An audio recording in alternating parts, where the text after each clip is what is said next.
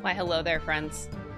You think I could possibly do one final stream of Spirit of Justice without having Simon Blackwell as my opening screen and music? Ha! I love this man so much. I thought it was fitting. If I was gonna go out in any way for my final Apollo Justice Trilogy stream, it was gonna be this. I mean, look at him. Look at him. Isn't he just the most beautiful and just beautiful, beautiful man you've ever met? Inside and out. Oh. I think I'm obsessed. Oh my gosh darn it, it's Simon Blackwell. Fucking love this man. Anyway. Apollo Justice Collection. It's a Simon Blackwell collection, even if he's only in one game and then one case after that. You know, I'll take it. Oh.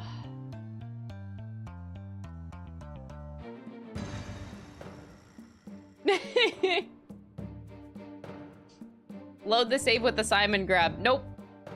We're just gonna chill just like this. There you go. Pikes Peak Audio tipped $5. I think this confirms that on your future Ace Attorney tier list stream, this man will make it to your S tier, no question. Calling it now. I have no idea what you're talking about. I would never put Simon Blackwell in S tier. You think I would just put him in S tier because his name is Simon? S for Simon? No. See, I'm not that silly. Hold it! Thank you so much for the $5 super chat. I appreciate it.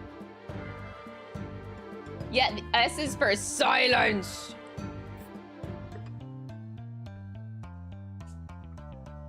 Anyway, I sure as hell love this man. Hello, everybody. Welcome to today's final Apollo Justice stream. I hope my camera looks okay. I didn't check it before I started my stream. Okay, we're looking great. Love that. Hello! The final one. Raidlow, thank you so much for the Prime sub. I very much appreciate it. I hope you enjoy your emotes. Yeah, literally, I can't believe we're finally here. Like, this is it. I can finish it today. I know I can. Or I hope I can. I'm like 95% sure that I can. God, I'm hoping that's true. But we can finish this special case today, and it's gonna be great. Wow, the moose is actually doing wonders, even on day 2. That's crazy. You can tell my hair is so much more floofier. Shit. You only have the Great Ace Attorney left? You saved Peak for last, I see. Hell yeah.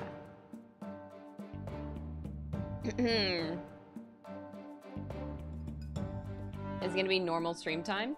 Wait, I don't know what you mean by that.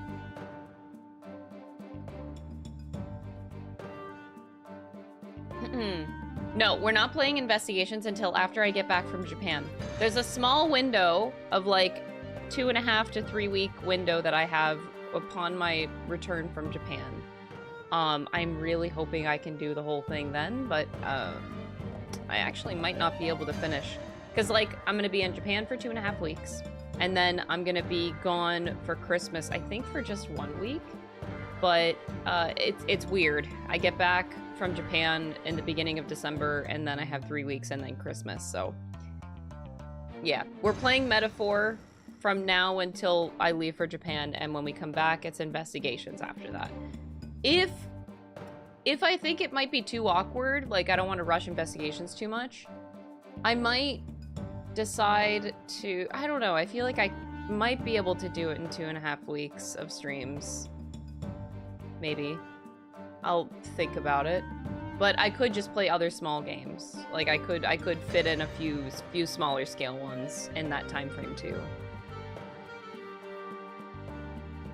Oh, like the length I'm gonna be going today. I mean, I'm just planning on finishing the game.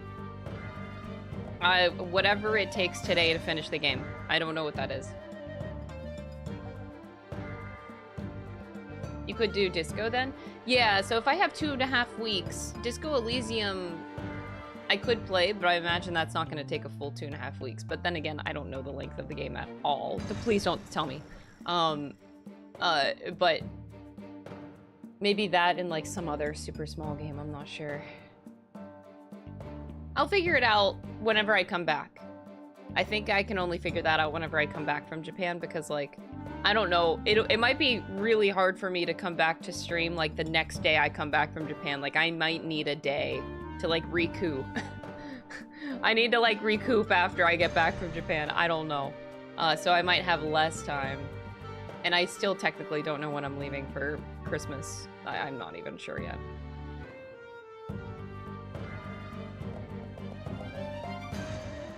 Measure Nahabino and Ambi plush before you go to Japan. They have so many plushy clothes. They have plushy clothes? I didn't even know that. Okay. Good to know. Good to know.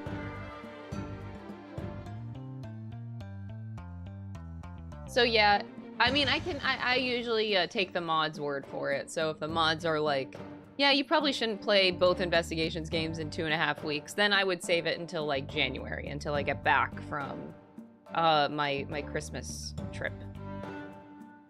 But I have a lot of games to play otherwise, so that is totally okay.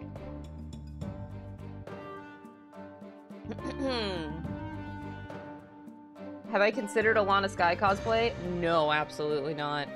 Ugh. Because I look at outfits and I have to be attached to the outfit and the character. She's just wearing a uniform and I'm like, I don't got time for that. I actually am considering cosplaying. I like Katharina and Metaphor right now. I kind of want to do more Metaphor cosplays. Like, I already got Gallica. Hulkenberg is about to be done. And I'm like, I'm about to move right on to Katharina at this point. Jet lag is gonna be one hell of a bitch. I have no idea how that's gonna be, because normally I deal with jet lag pretty well because my sleep schedule is so good that I can adjust my sleep schedule pretty fast and pretty well. But we'll see. I know that's like literally a 12, 13, 14-hour difference. So whenever I get back from Japan, I might be fucked. We'll see. Patron! Thank you so much for becoming a member for 2 months on YouTube. I very much appreciate it. Any future chaos. Well, thank you. That's very kind of you to say. There's going to be a lot of chaos in my streams, always, no matter what I play. So I appreciate you being here for the ride. I'm just going to Japan for a vacation, not for an event. God, I wish I was getting invited to go for an event. Are you kidding me? But, yeah. I am just going for the first time in my life just to be on a vacation. I say vacation, but I'm gonna film the entire thing. I'm gonna film it. It's gonna be a vlog. It's gonna be a video. And there's a good chance that I even live stream one of the days. My friend Ken is hooking me up and potentially getting me an IRL backpack. We're gonna rent one for a day.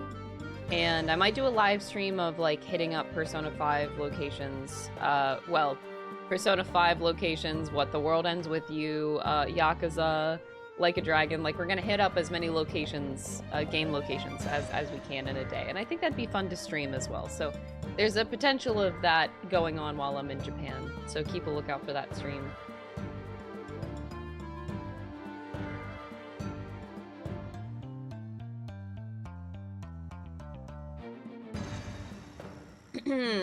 Atlas making a pink hair girl basically named Catherine got me fucked up. You know that they did that on purpose. It's like we said before, like, Metaphor is a culmination of every Atlas game and franchise into one game.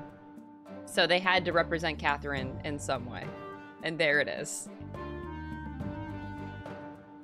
Oh, Simon Volume is back. I mean, this is the last Spirit of Justice stream! Ah! Oh, I will be doing karaoke one night. Yes, I'm gonna be doing a karaoke evening. And I hope it works out. Because my schedule is still fucked. But yes, absolutely, I'm looking forward to that. Luis Volume! Oh, now we're talking. Oh. This isn't a metaphor stream. Dude, okay, after yesterday's stream, I went from being about like 70% hooked on metaphor, the story, the gameplay, everything. I went from a 70% hook rate to like a 95% hook rate. Yesterday's stream and what happened in the game was so good. I cannot wait for more. Like, holy shit. This, like, I feel like metaphor now has me in this chokehold that was not there before. It, like, I imagine, like, is Simon grabbing me right now? Like, that is metaphor with me right now. That one single scene. It wasn't just that one scene, mind you. It's just the very impressive sequence of events that are, like, completely unpredictable. Like, surprise things happening in the game that break the formula of a JRPG.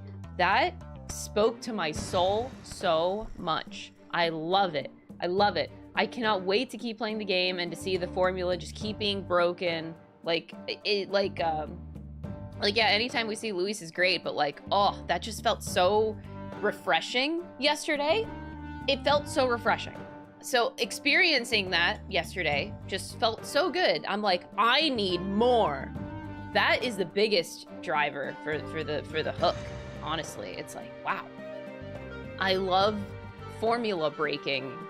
It's great.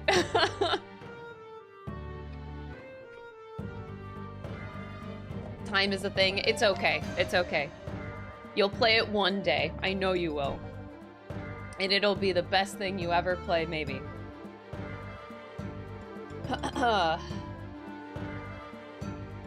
Oh man, Tomb Raider. I want to play those games eventually. One of my good friends is like obsessed with Tomb Raider.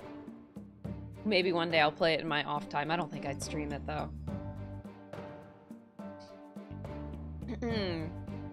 Hi, you Alrighty, friends. We're not gonna delay because I don't know how long today's stream could possibly be with finishing up this case. I'm only imagining that we're on the last set of trials with this case. I'm hoping that is the case. I don't see how there can be a day 3, so I feel like we have to finish here. Feels weird. We've been playing Apollo Justice since I got back, I think. It's been like since the end of July we've been here. It's been a long time. It's been a while. Let's finish this shit, man.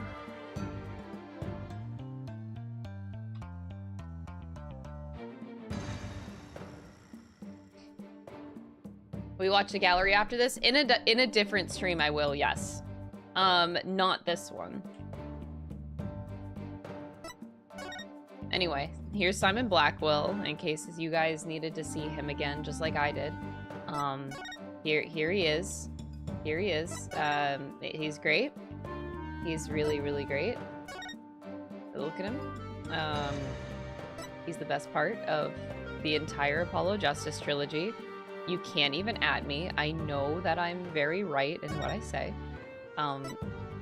This man is the redeeming factor of the entire trilogy. And that's saying a lot, considering he wasn't even in the 4th game. And he still carries the whole trilogy on his back. It's crazy.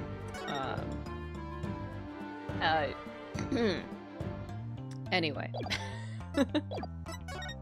We can leave now. Bye, Simon!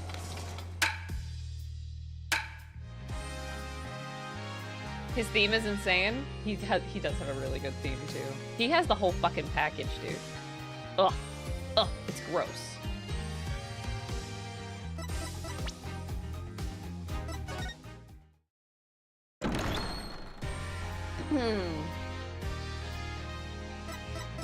All right. Load up the game. Let's finish this. I don't know how long the trial is going to be, but we're going to finish it. 8:50 a.m. The one thing we found out yesterday is that Sorin was there at the crime scene. I only hope I can get some testimony from him if that'll get to the heart of the matter. Mr. Wright. Good morning, Ellen. Look, I'm afraid you might not like the result of today's trial. Nevertheless, don't tell me you still think of going to that route. Sorin is innocent. He can't be found guilty. Take me instead. Ellen, please try and get a hold of yourself.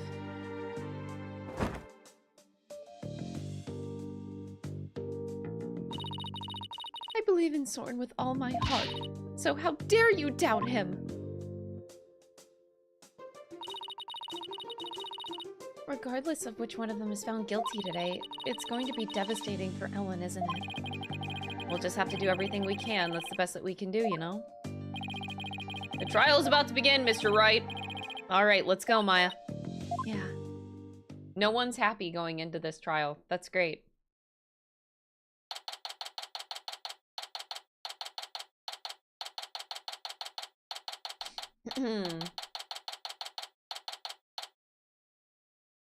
Can we send you official pics and stuff? That's what the Discord is for. Yeah, put it in the Discord, and I do take a look.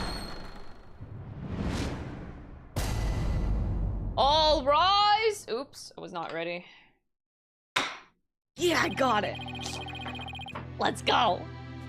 Court is now in session for the trial of Ellen Watt. The defense is ready, Your Honor. I forgot Phoenix was still in that outfit.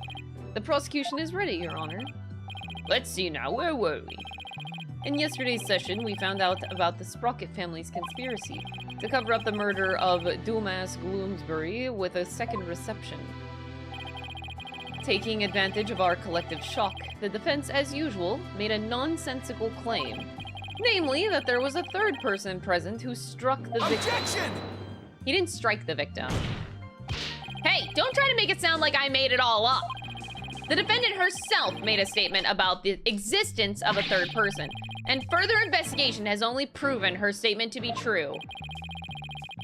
And I presume the defense intends to focus on proving the identity of this third person. Is that all right with you, Mr. Edgeworth? Indeed, Your Honor. In fact, I predict that the defense will, most likely, attempt to name Mr. Sorin Sprocket as the true culprit. Good, then we can move right along, Edgeworth. How did you... The driver during the accident that killed Mr. Sprocket's sister was the victim. Therefore, Mr. Sprocket had a motive to murder Mr. Gloomsbury. That's what you plan to assert, is it not, Mr. Wright? Am I that transparent? Come now, Mr. Wright, did you really think the police wouldn't uncover this information? Congrats on getting it in one, Mr. Edgeworth. What? You're wrong! Sorin didn't do it, he's innocent! Miss Watt, please! He's innocent, I tell you! What is this, Mr. Wright? I thought your claim about the existence of a third person came from the defendant. I keep getting distracted by his milkers?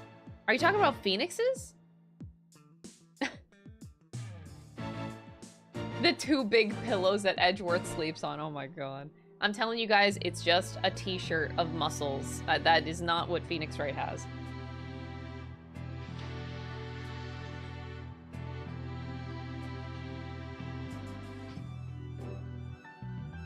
It did. This is just a minor hiccup. Did you not discuss your strategy for today with the defendant, Mr. Wright?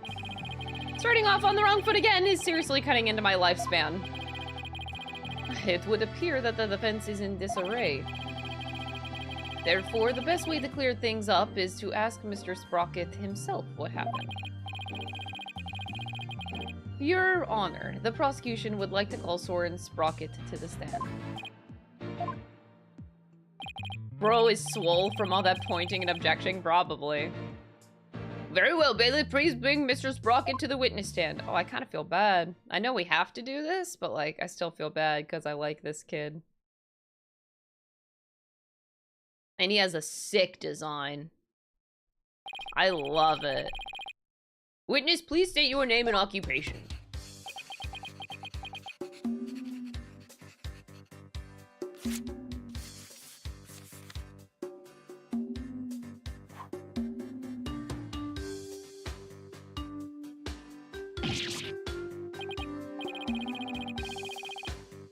There's something written on this paper airplane. Let's see. Sorin Sprocket, Managing Director of Sprocket Aviation.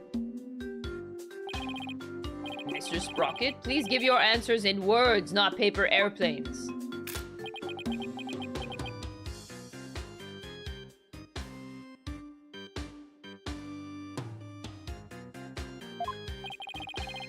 Now then, Mr. Sprocket. Please tell that doubting lawyer there what really happened at the time of the crime. Oh my god, I feel bad for this kid. Well, Mr. Sprocket?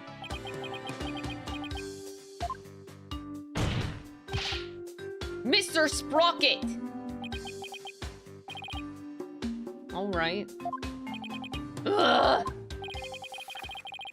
You want me to talk about what happened when the crime occurred? In other words, after the first wedding reception?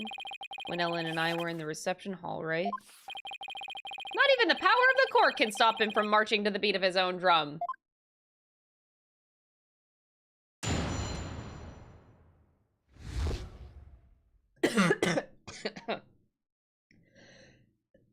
That was embarrassing. No, I did not just choke on my own spit.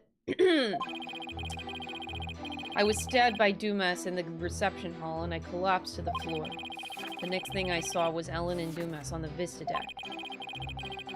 I knew Ellen was in danger, so I headed for the Vista deck. But when I got there, Dumas was already... I don't want to believe it, but it must have been Ellen. Nothing else makes sense. He doesn't want to believe it. Oh, sweetie.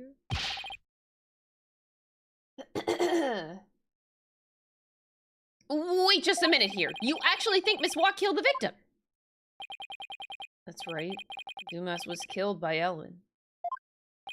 This is unbelievable. How can you suspect your bride, the woman you love? He doesn't wanna... Oh, poor boy. Objection! Oh, did his butler tell him to? His butler told him to, Pierce. The truth can be cruel. Miss Watt, you must be very upset. Is there anything you wish to say? Oh. Oh my god, the way the light left her eyes. Oh, this is so heartbreaking. Oh! No, Sorin, take it back. Fuck Pierce Nichody. Stop. No, I can't believe this. Sorin. I thought that at least you would believe in me. The best way now to show your love for your groom is to admit your guilt and try to atone. Sorin. Hold it! Mr. Edgeworth, I haven't even cross-examined the witness yet. And quit picking on the clearly distraught. He's so good at that, though. Yeah, that's so not cool, Mr. Edgeworth. A court is where we seek the truth. And the truth is unyielding even to the truly pitiful. Mr. Edgeworth, I find it distasteful to make a lady cry. He's done that a lot.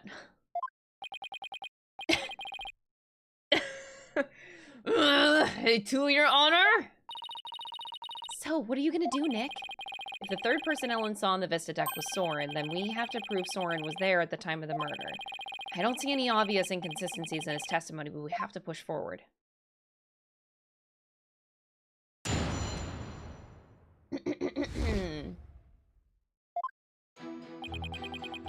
I was stabbed by Dumas in the reception hall and I collapsed to the floor. Hold it! Please tell me everything you can about when you got stabbed. After the reception, Ellen and I were enjoying a moment alone in the reception hall. Then Dumas appeared and stabbed me. He grabbed Ellen and the timekeeper and left the reception hall. Did Mr. Gloomsbury say anything at that time? I don't remember. After I was stabbed, I was immobilized by the pain. I see.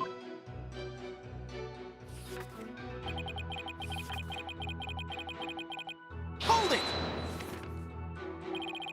The Vista deck, huh? But it was nighttime then. Could you really see them in the darkness? The moon was out, so I could see them clearly. From the looks of it, Dumas was trying to push Ellen and the timekeeper off the side. So you saw the defendant. About to be thrown off the airship, you say? That's right. In such a desperate situation, it would only be natural for her to fight for her life.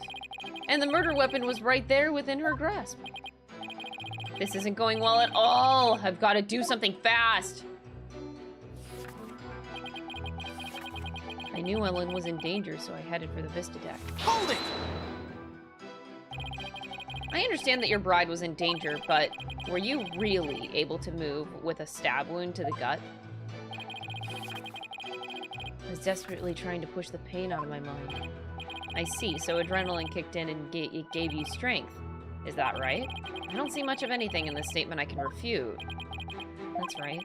I almost passed out several times as I made my way to the Vista deck.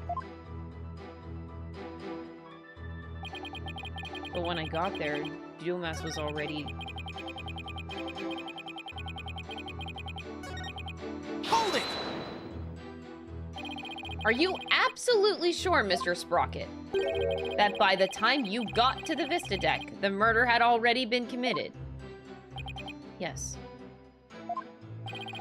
But the Vista deck is just on the other side of the glass windows in the reception hall. Shouldn't you have been able to get there right away? Objection! Oh boy. Mr. Wright, have you investigated nothing? The only way to the Vista deck is to go to the hold and take the lift. That is so stupid, actually. This is actually so stupid. That is the only way to get there. Why did they not put a fucking door at the back end of the reception hall? Like, you know, any other banquet hall I've ever seen. No matter how much one hurries, it would take at least 10 minutes.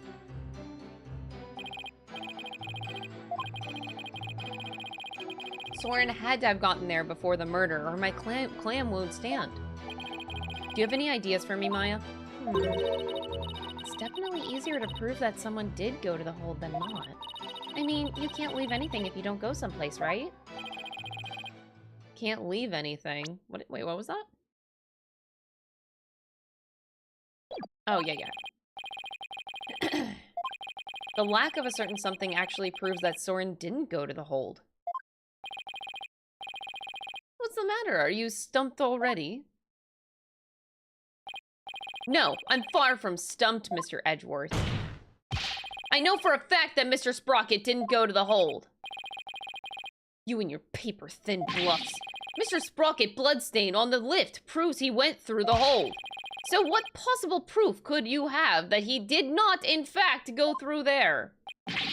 You want proof? You got it. You can do this, Phoenix. There's got to be proof that Sorin didn't go through the hold. Well, Mr. Wright? I have to re-look at my, evidence, because it's been 2 days. I think I do remember everything, though, but I might need a little bit of refreshers on some things. I'm pretty sure what he's talking about is the ID. Where's that shit? This. The hold entry record. I think they're talking about that here, but hold on. Just before I pick it, though. So, in the investigation on Monday, we got the key of love, got the clipping. Sorin was also in the car and suffered severe injuries. Gloomsbury had been the one driving. The lift bloodstain, the candelabra.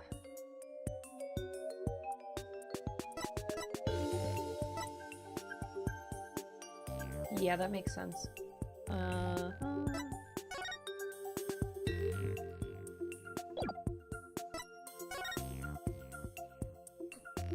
Just checking evidence, Don't mind me. That picture is going to be the last thing that we do.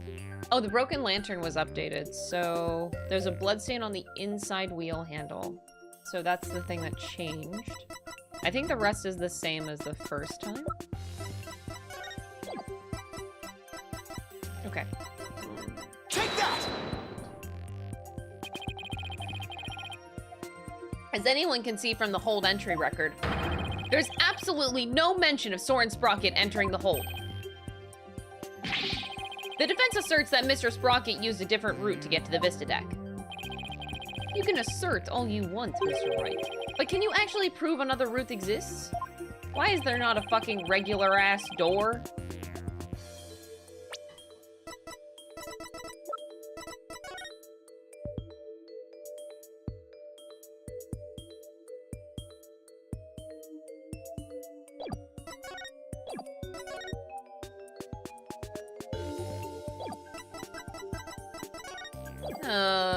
They're gonna ask me to present evidence, and I'm not gonna know what to do.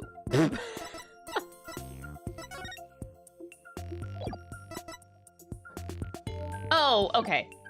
I can. Even if it's just a bluff, I have to present something. Anything that could prove the existence of a faster route to the Vista deck. Oh god. I didn't know what I was saying. Oh my god!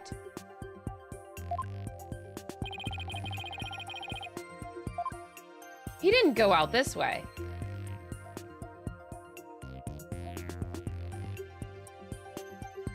It's either... Holy shit. It's either this or, like, I was thinking in the lantern and the bloody hand was his, but it's fine. I'll do this for now, but, like, it's either this or this otherwise. Take that! To save his bride from danger, Mr. Sprocket... Holy fuck! Opened the escape hatch and made his way along the outside wall to the Vista.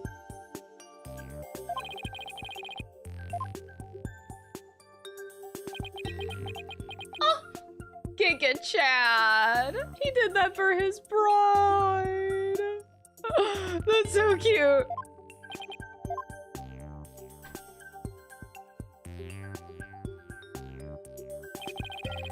That would certainly be a much faster route than the Vista deck.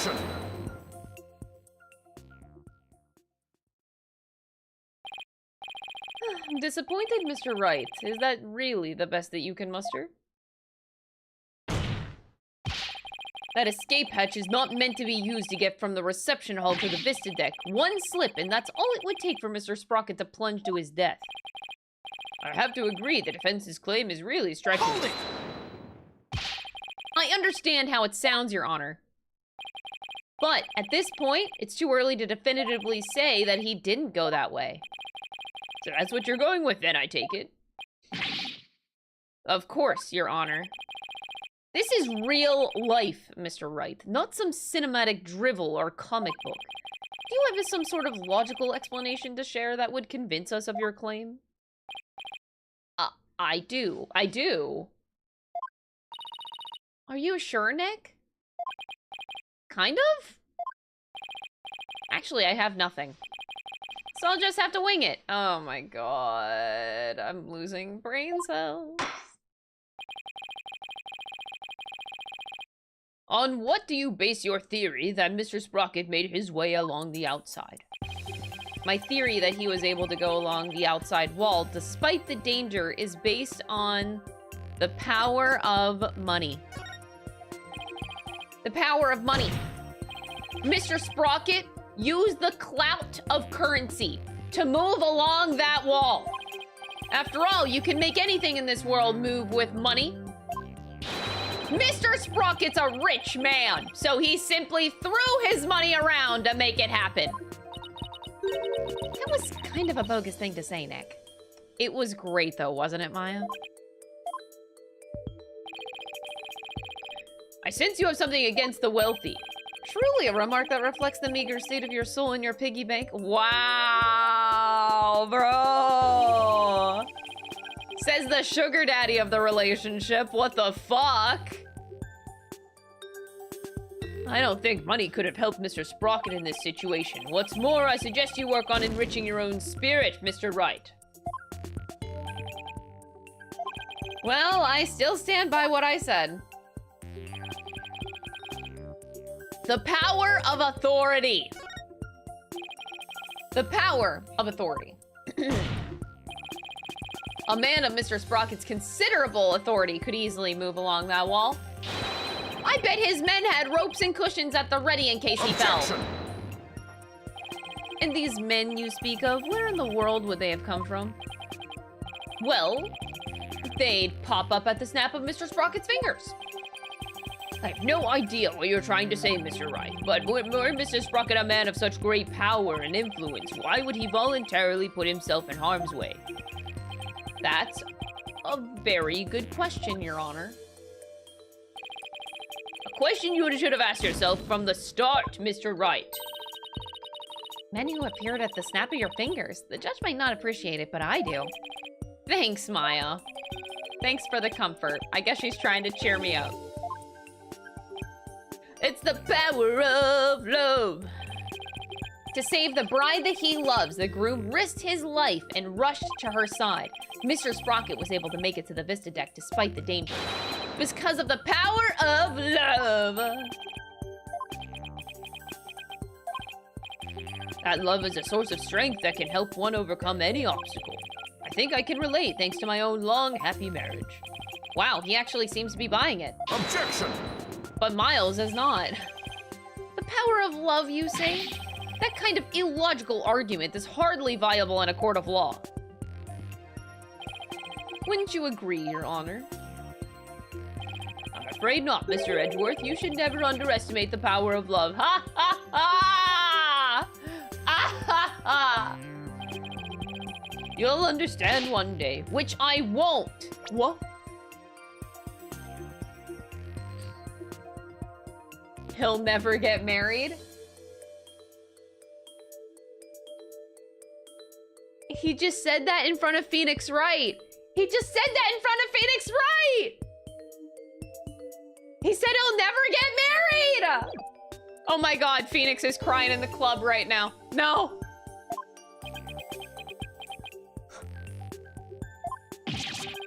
Exactly what is so wrong with wishing to remain unwed? Phoenix crying in the club. Way to set him off, Your Honor! Phoenix be sweating over that. Relationship in shambles. Actually, nah, they're just in a relationship. They just didn't ever want to get married. $5. Miles is too busy being married to his job. True, he is married to his job. Thank you for the $5 super chat.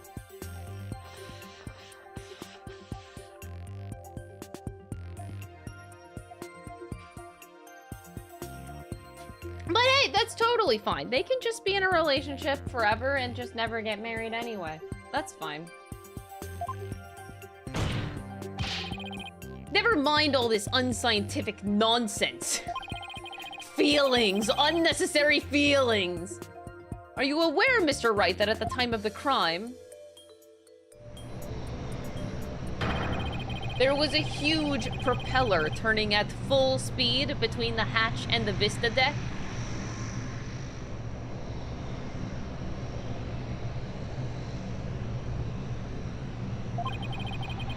Even if a person were to go outside through the hatch.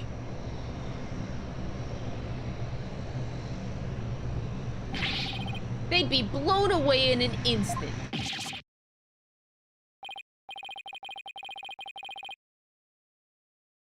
Where does your power of love get you now, Mr. Wright? A huge spinning propeller, you say? In that case, I have to admit it does seem impossible. I should have known. Nick, you can't make this kind of face in front of your client. The worst of times are when lawyers have to force their biggest smiles, right? Right. I feel like I just saw Mia looking at me through Maya's eyes. That felt forced, but that's okay. What's wrong, Nick? Why are you gaping at me like a giant sunfish? Thank you, Maya. You just helped me remember something really important. There it is. There's that fearless smile I was looking for. Now give us a mind-blowing theory, just like you always do. I have to turn my thinking around. Instead of wondering how Sorin could have moved past that huge propeller, I have to think about what would have made it possible for him to do so. Your Honor, Mr. Wright only makes that ridiculous face when his back is pressed against the wall. He would know that. Therefore...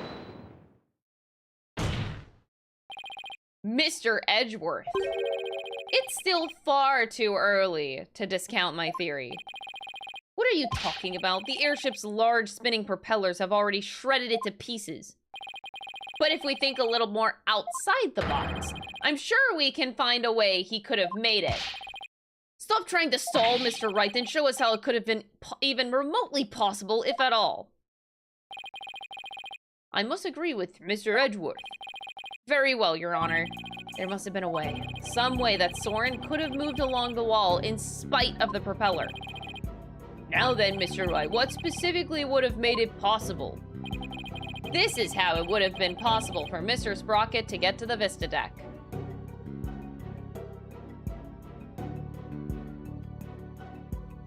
I don't think the stupid answers this time are gonna be that funny. But it's between these two, I'm actually not sure. The airship wasn't flying or the propellers were broken. Probably the propellers were broken.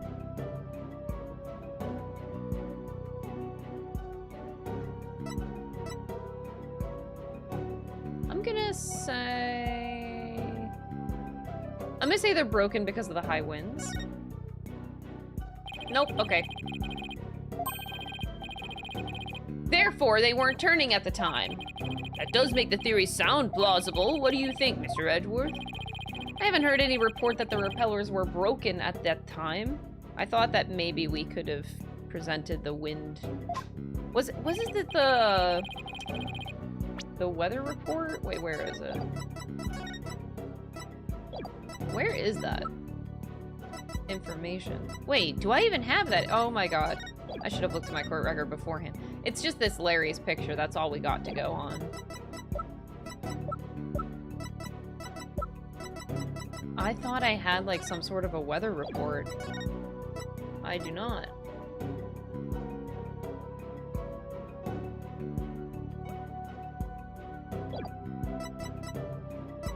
Oops. Wouldn't have done that if I... Okay. The airship would have been careening out of control, would it not? I would certainly put a stop to the wedding festivities, wouldn't it? I suppose that's true. Mr. Wright, you will refrain from spouting as such groundless claptrap ever again. Well said, Mr. Edgeworth, and Mr. Wright, here's a penalty to help you remember. Thank you. Only the propellers were stopped for some reason, and it would have made it possible for Sorin to get to the Vista deck.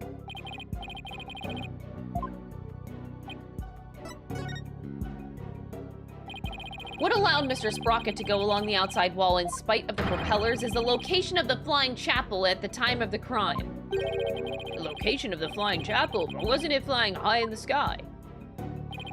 No, Your Honor, I'm afraid it wasn't. What? Then where was it? At the time of the murder, the airship wasn't flying through the sky, but moored to the ground. And if the airship wasn't flying, then that means the propellers weren't turning. Oh, Sorin. In which case,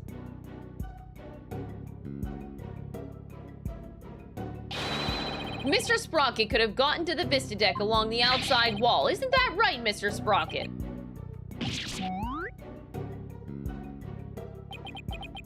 Oh, his thumb. That was such a cute animation. What the fuck?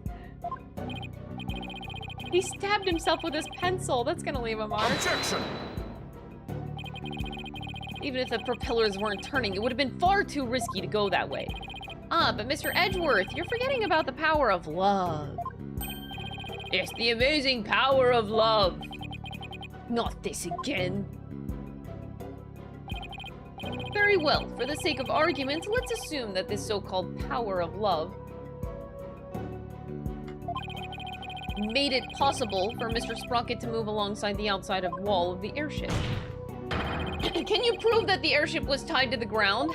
Unfortunately, I can. Yes, we do. And it's gonna make Edgeworth... Oh my god. We're gonna present this evidence, and Edgeworth is gonna get so pissed off.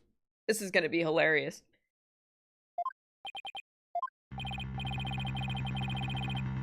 Sorry, I'm dying. Oh, wait. Oh, Jesus. Edgeworth is gonna get real mad here.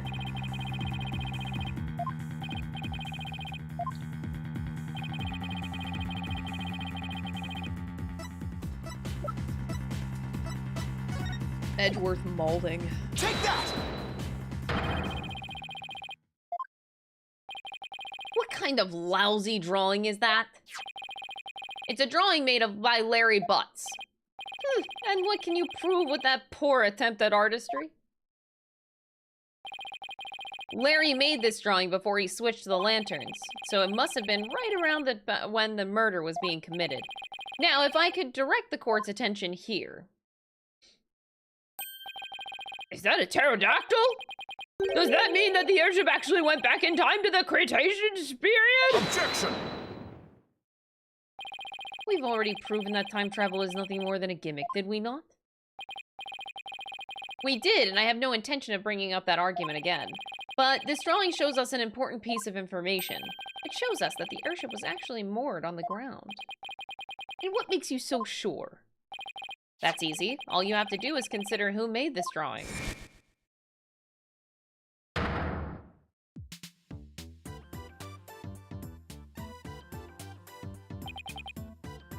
Larry.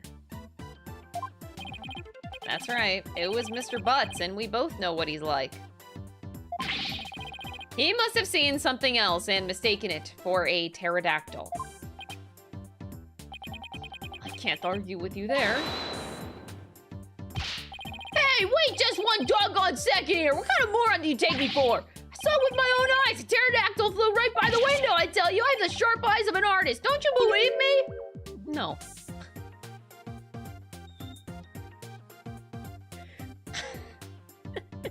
I love the one-word sassy answer, just... no.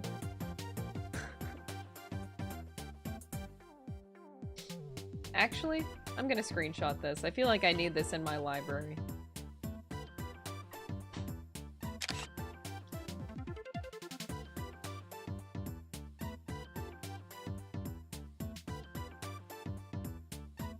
No.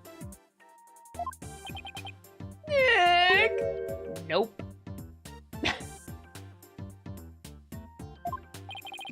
Some friends you guys are. What about the judge? You believe me, right, Your Honor? I'm sorry, but I'm afraid you need to leave this courtroom. Bailiff, if you would. Come on, buddy, let's go. Why doesn't anyone believe me? Don't take it personally, Larry. I know you're just being, well, you. Now then, so you're saying that what Mr. Butts really saw bears some relation to what was outside the airship at the time of the murder? Yes, Your Honor. At least I think it does. What this pterodactyl really is will prove that the airship was anchored at the mooring dock. It had better anyway. If it doesn't, my whole argument is a bust. If you're that confident about it, then please go ahead and tell us what it really was. Oh, they actually gave you the picture. I wasn't sure how they were going to approach this. Take that!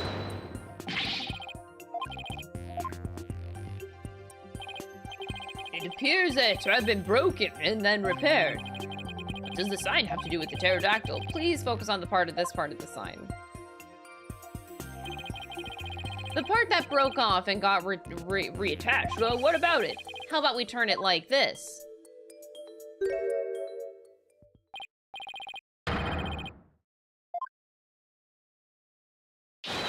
Mr. Butts actually saw was this chunk as it was being blown through the air by wind. I love Sorin Sprocket's design so much. I keep looking at that boy in 3D, my goodness. On the day of the murder, there were some heavy winds in the area of the mooring dock, but it's hard to imagine that this sign would make it up as high as the airship would fly. That means that the flying chapel must have been anchored at the mooring dock that night. Isn't that right, Mr. Sprocket? Objection!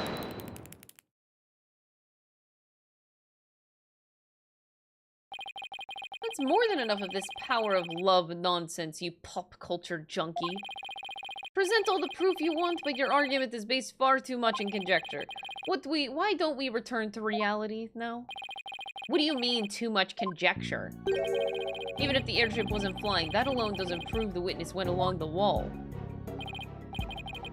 True, even now, it's no more than a possibility.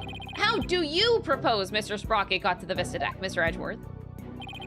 I noticed something as I went over the evidence. Please take a look at this hold entry record. I don't see Mr. Sprocket listed on here anywhere. Don't you remember? In yesterday's session, we had a very similar kind of argument. Honestly, Mr. Wright, are you going senile already? We talked about Larry Butts using the defendant's key card to enter the hold. Oh, yeah, we did talk about that, didn't we? In other words, even if a person's name isn't on the entry record, it's still possible for that person to have entered by using someone else's card. Mr. Sprocket, you entered the hold with Mr. Nichody, didn't you? I did. Ah. Why didn't you tell us that in the first place? Pierce is indispensable. I didn't want to mention him unnecessarily and risk having him wrongly accused. Wrongly accused? Sweetie has no fucking idea. I couldn't do without him.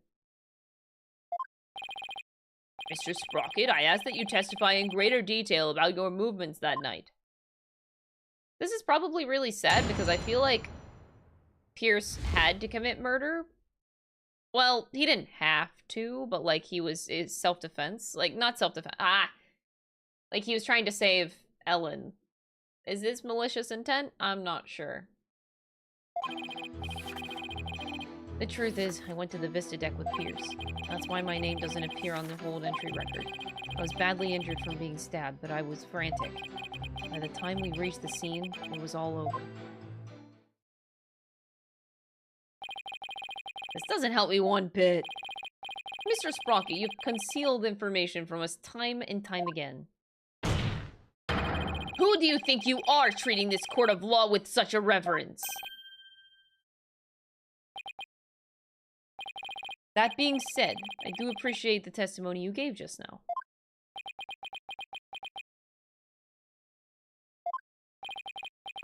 Thanks to you, we now know why your name doesn't appear on the entry record. Now, there are no more inconsistencies in the witness's testimony. That's Mr. Edgeworth for you. He never leaves a loose end dangling. You okay, Nick? I wouldn't exactly call this situation okay. Somehow I'll have to coax the information we need for an opening out of him. Even if I can, that if I even can, that is. That was terrible.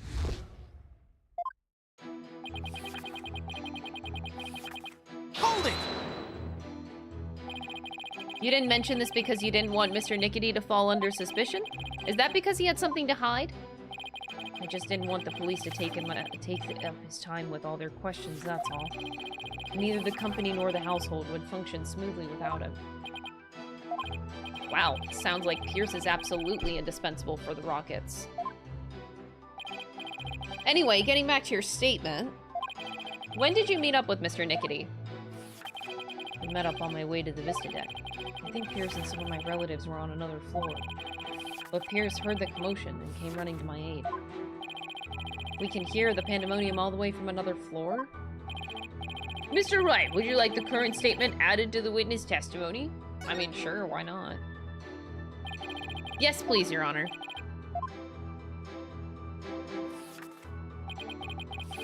Pierce heard the commotion and he came running. Hold it! Did Mr. Nichody come alone? I believe some of his subordinates were with him, but I don't remember exactly how many. He may say there were others, but seeing how they pulled that second reception off, I can't completely trust anything he has to say either. So you, Mr. Nichody, and a few others headed to the Vista deck, is that right? That's right. That's why my name doesn't appear on the hold entry record. Hold it! Speaking of your injury, how are you doing now? The knife wound is deep and it continues to throb with pain. Fortunately, my internal organs were spared, but one wrong move would have spelled the end for me there. Even so, I've seen you up and about all over the place since the incident. I'm only following my doctor's orders to perform some daily light exercises. Mr. Wright, would you like Mr. Sprocket's statement about his condition added to his testimony? Not that it appears especially irrelevant to me. I don't see why you don't add it to the testimony, honestly.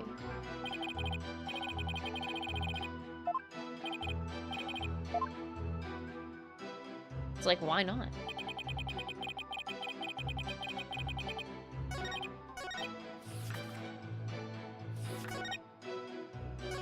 Hold it! Your name doesn't appear on the hold entry record because you entered with Mr. Nichody using his key card? That's right. So I guess the hold entry record doesn't matter as much as we thought. But now that Sorin's saying that he was with Pierce and a few others, it's pretty tough to refute the statement. What's the matter, Mr. Wright? The cat's got your tongue? Did you finally realize there's no point in continuing this trial any longer? Of course not! Ugh, wipe that smug look off your face! Mr. Sprocket, please continue with your testimony.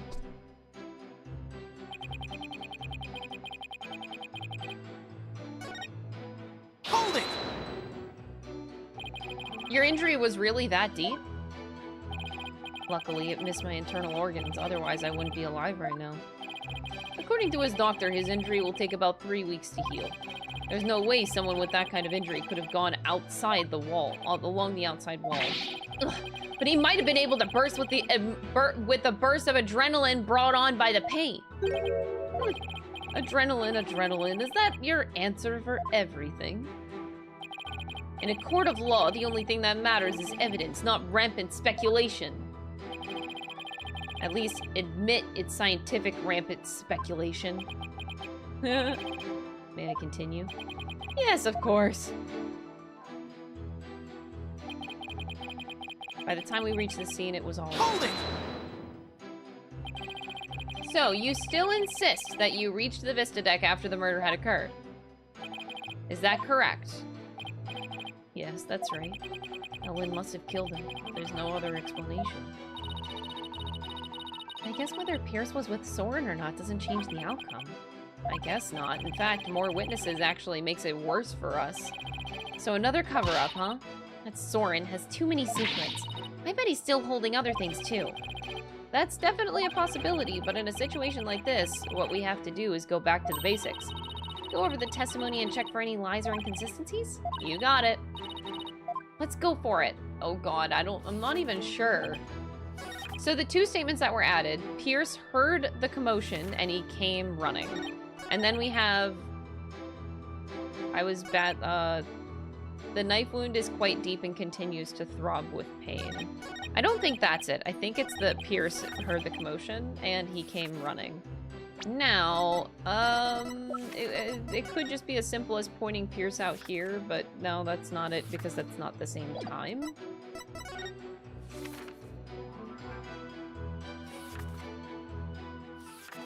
There's also the fact that you can't... Pierce came running? But then if you did that while you were badly wounded with a knife...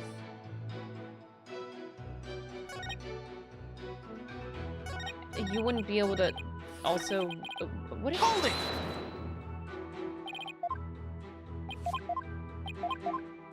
Huh.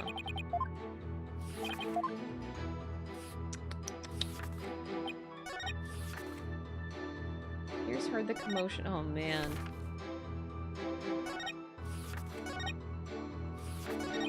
I was badly injured from being stabbed, but I was frantic. The knife wound is quite deep and continues to throb with pain. By the time I reached the scene, it was all over. Oh, man, dude!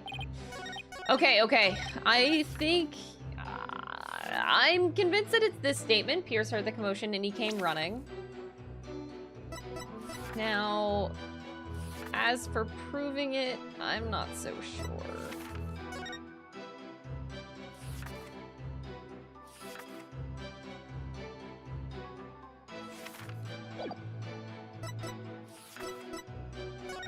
Like, what commotion are we talking about?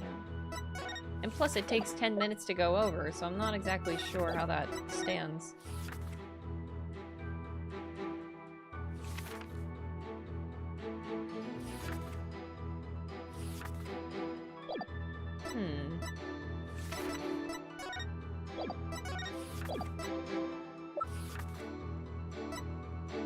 Oh boy. Okay.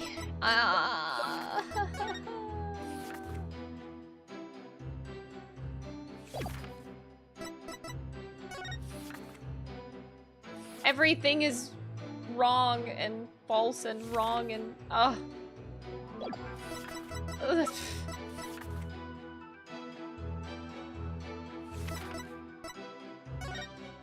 Grab Ellen when convenient and then send her off from the Vista deck. This is how we're gonna get Pierce in the end, but that we're not at that point yet.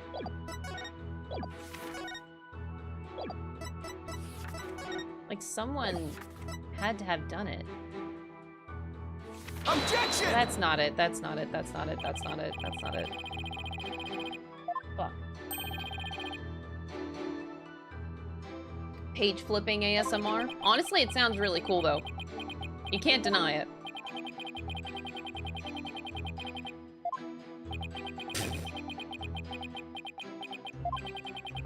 It's not speaking up at all, is it? Maybe it's being shy? Your evidence has said nothing at all to this court. But your choice of tactics speaks volumes about you. Okay. Even I knew that wasn't a very smart move, Nick. Thank you, Maya. Thank you so much.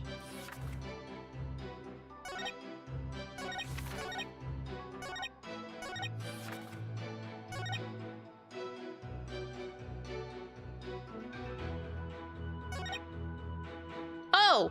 Oh, I'm dumb! Oh, I think I got it. It's a knife wound. It's not a knife wound, it's a candelabra wound. Objection! Ah! I'm silly. Mr. Sprocket, you just said your injury is a knife wound, didn't you? What? But the weapon you were stabbed with was this candelabra. As a fact I know you're quite aware of.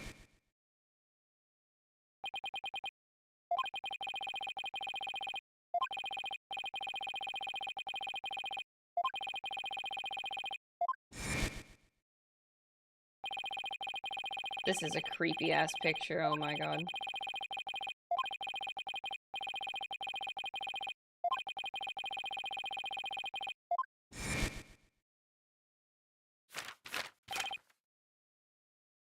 Objection! Oh, Sorin.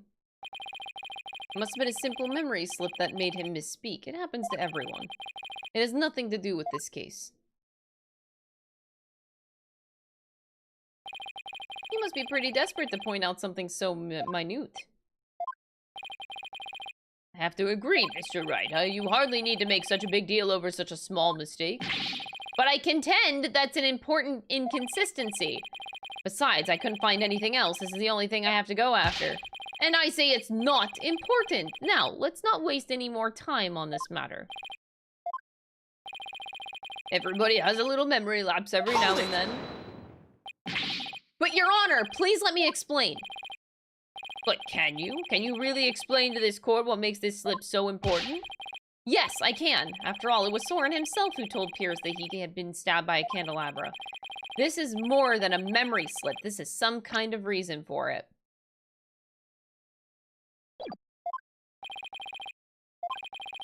Please explain why the witness slip of the tongue is so important. The point to focus on here is why the witness would mistake the weapon used to stab him. Think carefully, Phoenix. This could very well change the course of this trial. Why did the witness make that mistake, Mr. Wright? Mr. Sprocket identified the wrong weapon used against him because he's covering for someone. Man, he has no memory of it, though.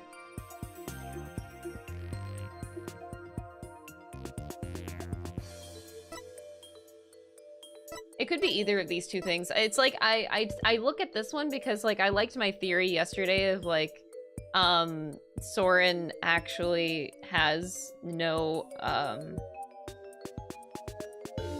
I don't know, I was thinking like maybe he doesn't have like any sort of short-term memory.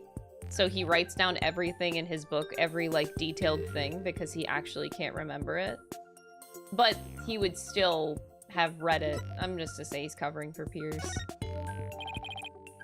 Ah, it is the- oh my god, yes! That makes it so much more interesting.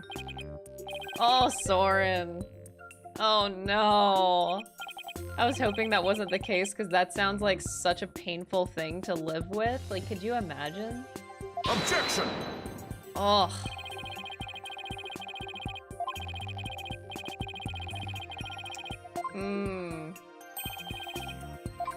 He actually does use his book to write down every little thing, because he doesn't have a memory. Damn.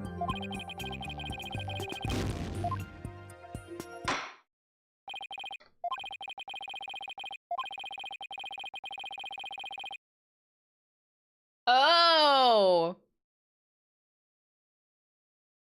It just occurred to me that when we gave Pierce the notebook, Sorin's notebook, all Pierce had to do was rip out the pages that were bloodied. Sorin never saw the bloodied pages because Pierce ripped them out. He had to. It's the only explanation. He ripped them out. So he has no memory of it. He can't remember anything because those 2 pages are particularly gone by Pierce. Ooh, that sucks, man.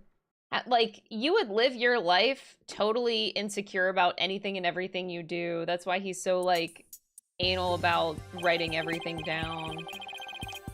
Poor guy, dude.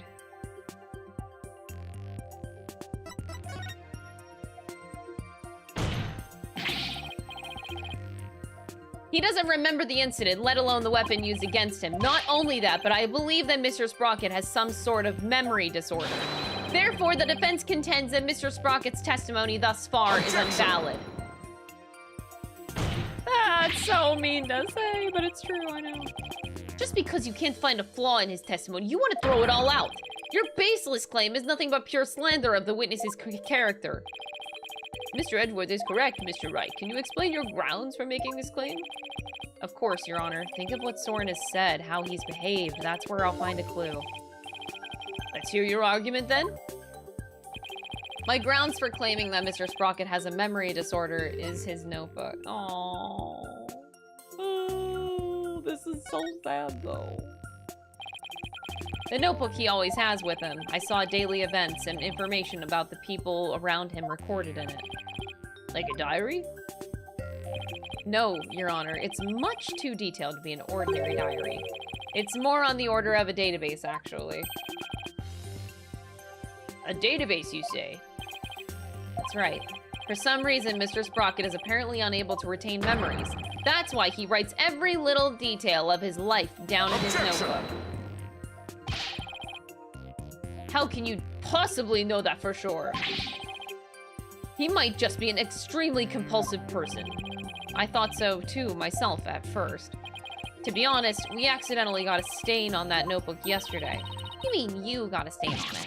Hey, you're the one who tried to grab it out of my— Objection! Never mind whose fault it was, just get to the point! Right, sorry. Mr. Sprocket? The page Miss Faye got a stain on yesterday, that's the page with the details of your stabbing on it, isn't it? No, I only write in this notebook because I'm very compulsive. Now drop the subject already. Sorry, but I'm not convinced. I noticed an odd fact about your notebook, Mr. Sprocket. On the earlier pages, you used to write down invention ideas.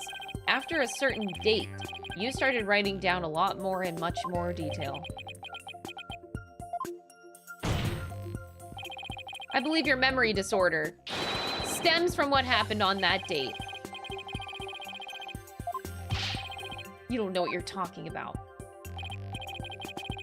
Sorry, but I do know what I'm talking about. And this is the proof. Take that! You were involved in this car accident too, weren't you, Mr. Sprocket? The shock of losing your beloved older sister is what caused you to develop your memory disorder. Is this true, Mr. Sprocket? Well, is it?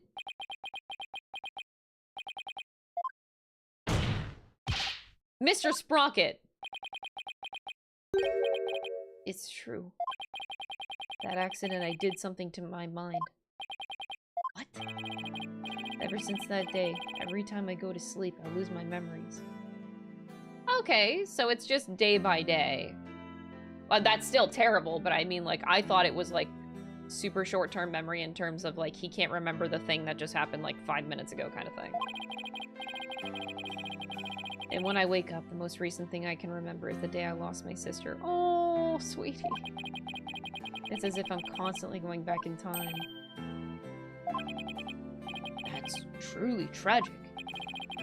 An inconsolable time traveler who goes back in time whenever he goes to sleep.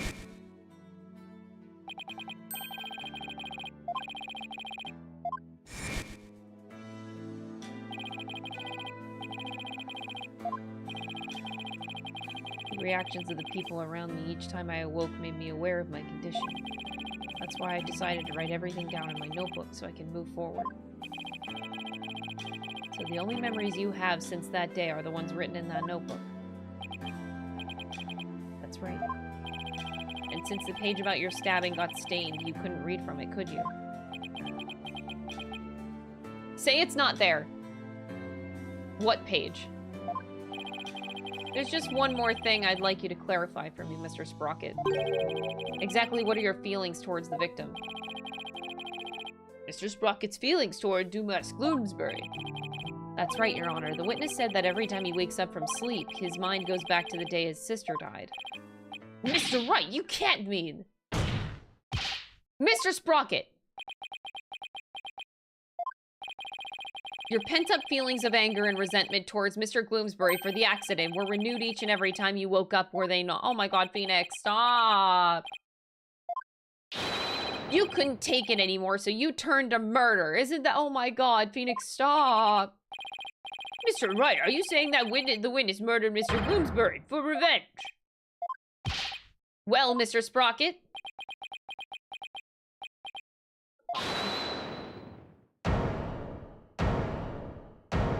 Pierce. Alan. Miss Watt. Your Honor, I did it. I killed Mr. Gloomsbury. Oh, God. Oh, no. Oh, no. Oh, no. Oh, no. Miss Watt, what are you trying to do?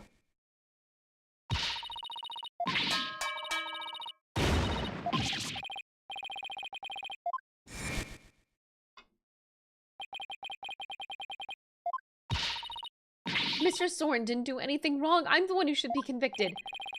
Are we to understand that you're confessing your guilt? No, no, no! Now, wait just a minute here! Ellen, why would you cover for me? After I testified that I thought you must have killed him. I'll admit I couldn't believe my ears at first, but all I want is for you to be happy. Your happiness is my happiness, Sorin.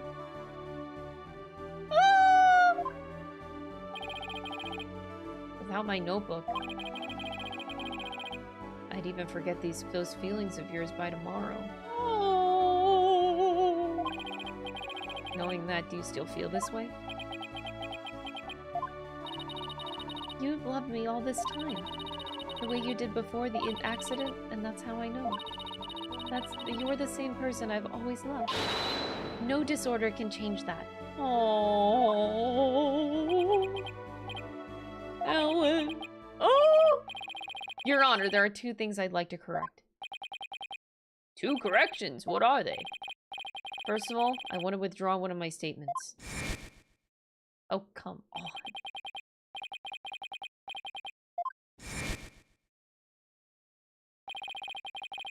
Without memories to rely on, I took the police completely at their word. You can't be serious. Sorin never really doubted Ellen in the first place, did he, Nick? Ellen really does love Sorin with all her heart. But in order to save her, I'll still have to go after Sorin. I hope you can forgive me, Alan. And what is the other correction, Mr. Sprocket? The truth is, I never felt anger or resentment towards Dumas about my sister. What? Why not?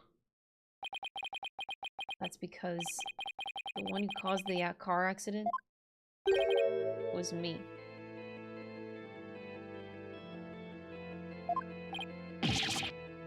Okay. I love Sorin Sprocket, oh my god.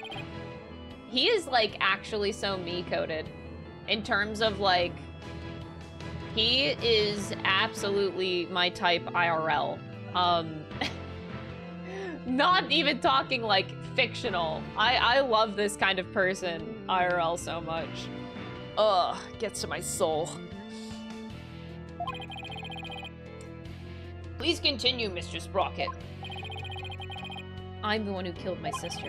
To protect my career and my future, my father made Dumas take the blame. In exchange for money, the position of lead servant. Oh! So you see, Dumas must have held a grudge against me, not the other way around. And he must have attacked Ellen to get his revenge on me. Are you sure about all of this, Mr. Sprocket? Very sure. It's all been written down in detail in my notebook. At Dom? See, Dom is like literally Sorin Sprocket. That's the thing. A lot of his personality traits are the same. That's why. He does actually remind me of Dom. Like, he's actually so me-coded, I love him. That notebook is important evidence supplying background to this case. I must insist that you submit it as evidence. Dom is very, very much like Sorin Sprocket. Don't tell him I said that. It's really cute. The lawyer said I had to turn to murder, but that's just not true. However, it is true that my older sister and Dumas are both dead because me and my sisters and me and my negligence. I just glanced through Mr. Sprocket's notebook. I wasn't able to read the part about when he was stabbed due to the bloodstain. Oh man! So the bloodstain is there! God damn it. I was hoping that Pierce ripped it out. And what's written here about his sister's car accident is exactly as he stated. Your Honor, as long as it matches what's written in that notebook. Can we still take the witness's testimony as valid in spite of his memory disorder? Yes, I believe we can. I understand now that the witness's memory is in disarray, but if what Mr. Sprocket himself wrote in this notebook is true, then that means by the time Mr. Sprocket's party reached the scene, the victim had already been killed. Edgeworth's right. I'm still in the same bind as before. But should I really simply accept the contents of the notebook as a substitute for Sorin's memory? Well, Mr. Wright, what do you think? Will you accept Mr. Sprocket's notebook as an official representation of his memories? Will I accept Mr. Sprocket's notebook as an official representation of his memories? Yes. Are you sure about that? Not really. I mean, I already don't like where this is going. The defense requests a timeout. There are no timeouts in a court of law. Give me your answer and no dawdling. I need to be careful in how I answer. Will I accept Mr. Sprocket's notebook? The defense requests a chance to examine the notebook to see if it's trustworthy. Very well, but be quick about it. So, how should we examine it? Well, we should look at it from all different angles to see if there's anything suspicious. This feels private. There's no point if I don't look at what's inside. I have to open it. With your permission, Sorin, here I go. Yikes! Oh, it's just the page Maya got all stained.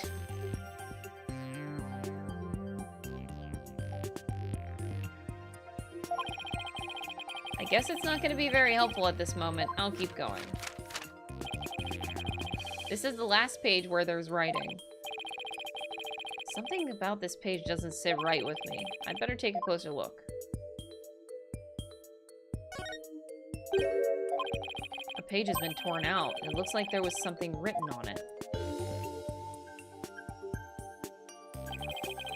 It looks like a page has been torn out here. Mr. Sprocket, do you know what was written on it? Oh, that? I often tear out a page when I write somebody a note. And I probably wrote something down for somebody, tore it out, and gave it to them.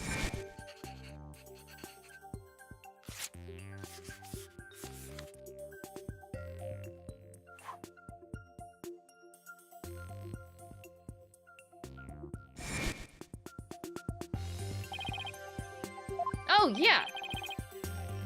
That's all that. Wait a minute. We can't ignore the possibility that something important was written on that page.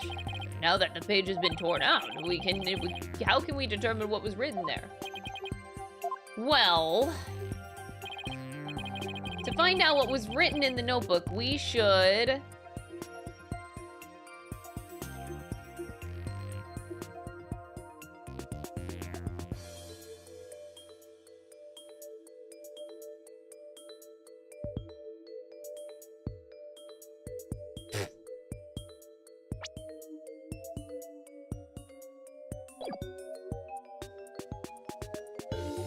heat it with a lighter. I know, we should heat the notebook with a lighter. Just burn it. Maybe the heat will reveal what was written. Your Honor, do you have a lighter I could borrow? What exactly are you planning to do with one? I want to heat this notebook up over an open flame. Do you have any reason to believe that there's something to be gained by doing that?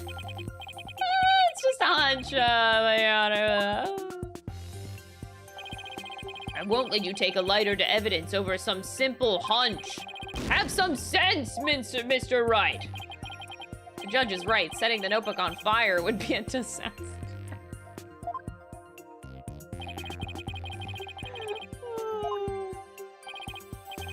That was pretty funny, though. Yeah, just set the evidence on fire. It's not like the orb. Like, you can't do that again. It's not like the fucking Founder's orb. We might be able to see what was written. Fingerprint powder. How would that help us out what was written there? If the writing left indentations on the blank page behind it, fingerprint powder could make those small indentations visible to the naked eye. Oh, stop. Fingerprint powder would only sully the notebook further. Mr. Wright, if you use the powder and it still don't find anything, then you must accept that the notebook is as a representation of the witness's memories. All right, Your Honor. I understand. If I don't find anything, it's all over anyway. Powder, don't fail me now. I will now use fingerprint powder on the blank page to find out if we can see what was written on the torn out page.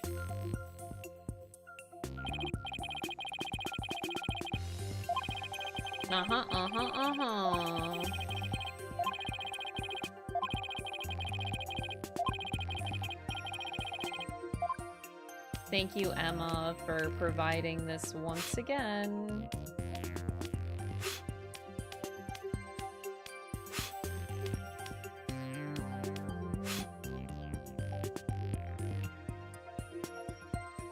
How do you, this way? There we go. Okay. I struck dumbass. Wow.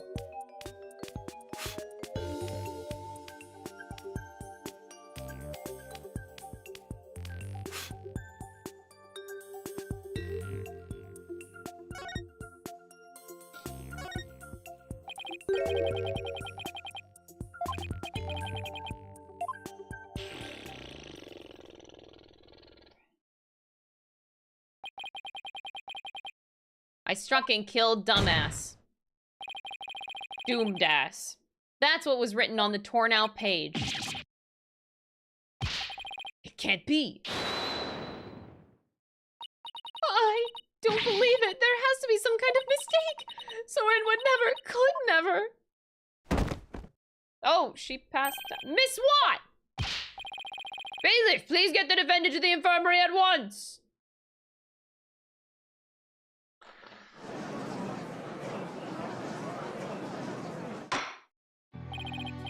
Apparently, the defendant got too worked up and she's resting in the infirmary. Now then, please continue, Mr. Wright. Oh, my nose, what the fuck?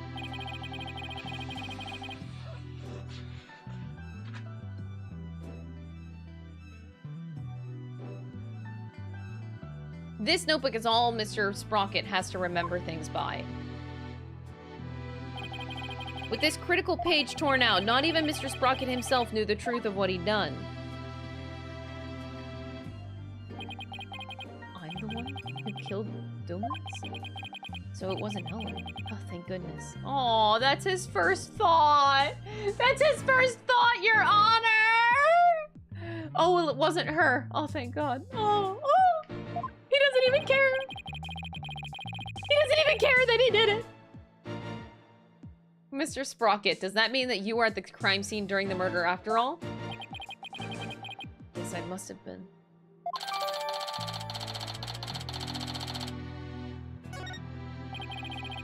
But Mr. Sprocket, can we really believe what's written in this notebook?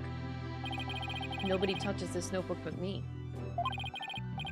And when I was asleep, when I sleep, it's under lock and key. I don't remember writing that I killed Dumas, but I guess I must have. Well, now that we have a confession, I'm afraid I must render my verdict. Of all the... Please give your ruling now while Ellen is asleep. Oh, no! I want the woman I love to be set free as soon as possible. Sorin really does love Ellen after all, doesn't he? This is how it ends, but is that how it really went down? Is there really no way for them both to be happy? I know we should consider anything written in the notebook to be truth, but still. I myself wrote of the crime in my notebook. No further proof is necessary. Sorin himself wrote it in his notebook? Wait a minute.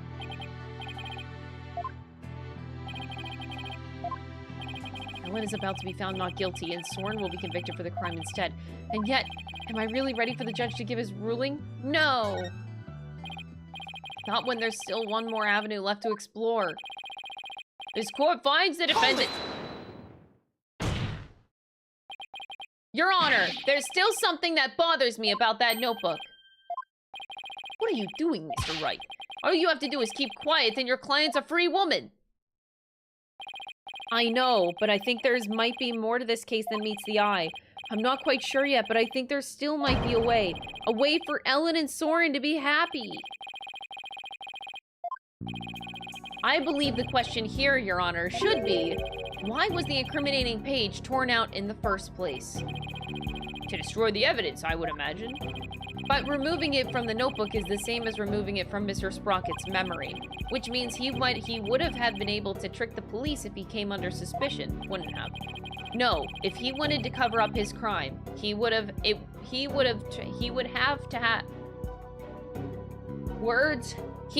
to remember that he had done it. Just what are you getting at with this line of inquiry?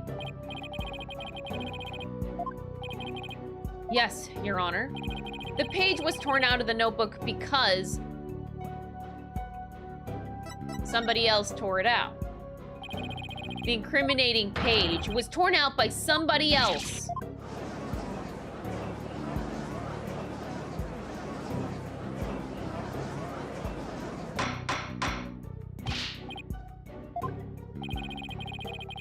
Are you claiming a third person interfered with the notebook? It's not all that surprising if you consider what happened until now. After both the car accident and the murder of Dumas Gloomsbury, there was always a cover-up not far behind.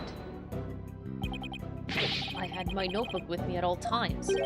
Did you? Because I don't remember that you were in a panic yesterday because you couldn't find it. It's true. So who orchestrated this particular cover-up, Mr. Wright? If we think back over the course of the trial, it's pretty easy to guess.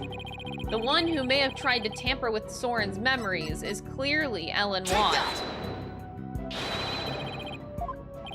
That person, really? I believe so, Your Honor, but I might also be wrong.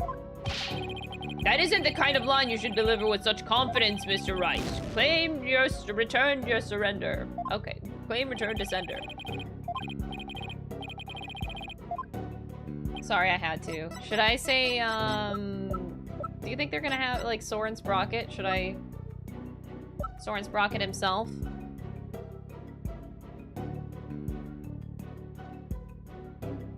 Flavor text, maybe? Nope, nothing.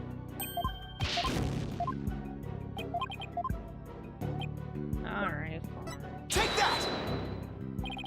The one who tampered with the notebook is in order to manipulate Mr. Sprocket's memory. Pierce Nichody.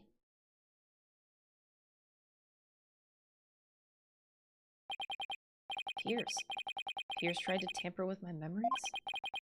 Pierce was manipulating me? Case in point, the 2 receptions that were held to cover up the murder. It was Mr. Nichody who directed the guests and orchestrated the entire scheme. Can't be. Which of my memories are mine and which have been rewritten? Oh, that makes him so insecure. That would make anyone really insecure. Oh my god. Like, you would already, with having no memory on a day-to-day basis, it's like, you would have major trust issues too. So having, like, Pierce as, like, some sort of anchor this whole time, and then having that lost to him, oh my god, this poor child. He's not a child. How old are you? 25? 24? But still. Ugh. Can't imagine the level of insecurity you're gonna have, especially after this. When did he start rewriting my memories? Who wrote this? And this? And this? And, oh, no.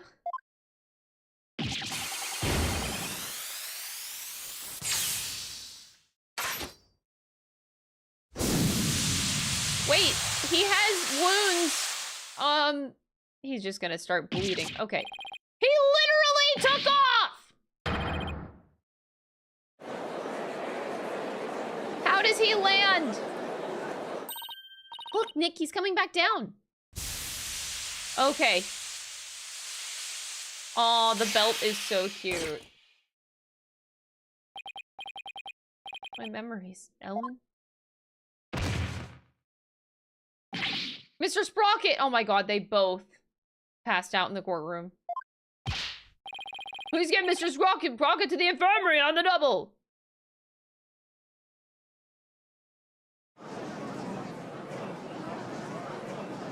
Damn, Phoenix be looking good.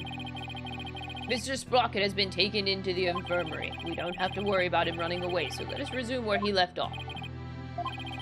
The defense would like to call Pierce Nichody to the stand. We already know that he carried out the cover-up to protect the company and Mr. Sprocket. What more do you want from him? This time it's different. The notebook, or rather, Mr. Sprocket's memories, have been tampered with. That means the only person who knows the whole truth is now Mr. Nichody. Don't tell me, are you actually trying to drum up a third suspect? In order to exonerate the defendant and her groom? I'm not drumming up anything, nor do I have grounds to accuse him of anything. Yet. All I know is that Mr. Nichody is the only one who knows the truth, and I think he's still hiding something we don't know about yet. No grounds yet, is it? Well, Mr. Edgeworth, does the prosecution consent to calling the witness to the stand? It does, Your Honor. However, I would like a little time to talk with the witness before we do. Damn. We will break for a 20-minute recess. Okay.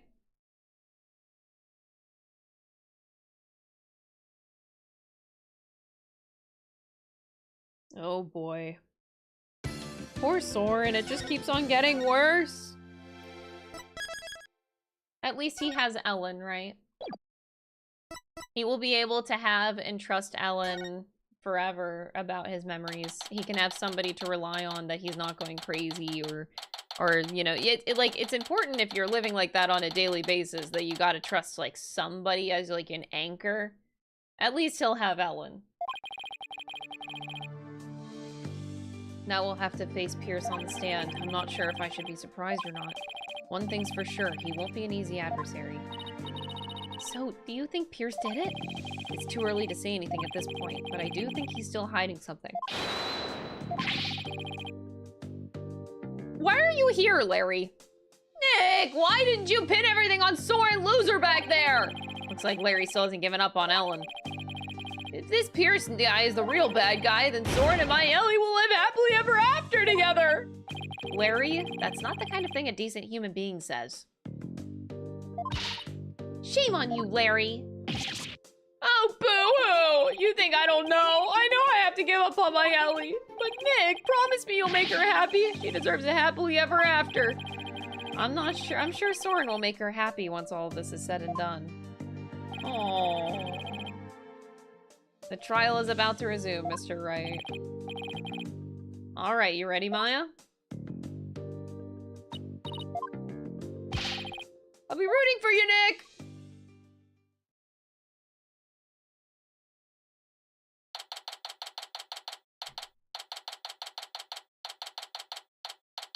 Why did Miles want to talk to him beforehand? Like, what could you want to talk about?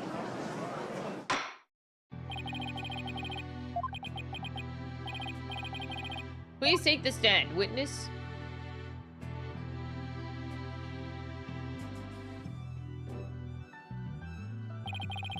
Please state your name and occupation. My name is Pierce Nichody. I am the Sprocket family butler. Let's get straight to the point, Mr. Nichody. Someone tore out a page from Mr. Sprocket's notebook to manipulate his memories. And that person was you, wasn't it? That is correct. What about it?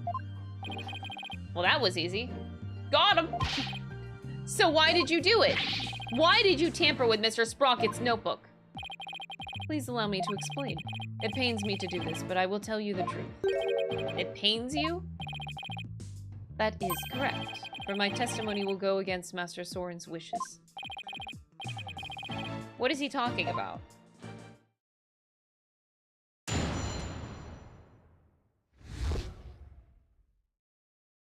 Okay.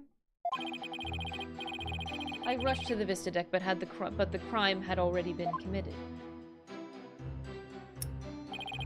I saw Miss Ellen and Bloomsbury collapse and Master Sorin writing in his notebook. Master Sorin said to me, I'll take the blame for the murder, so please take care of Ellen. But I went against his order. I tore the page out of his notebook and hid the body. Got it. Wait a second. When Mr. Sprocket was writing in his notebook at the time, could it be...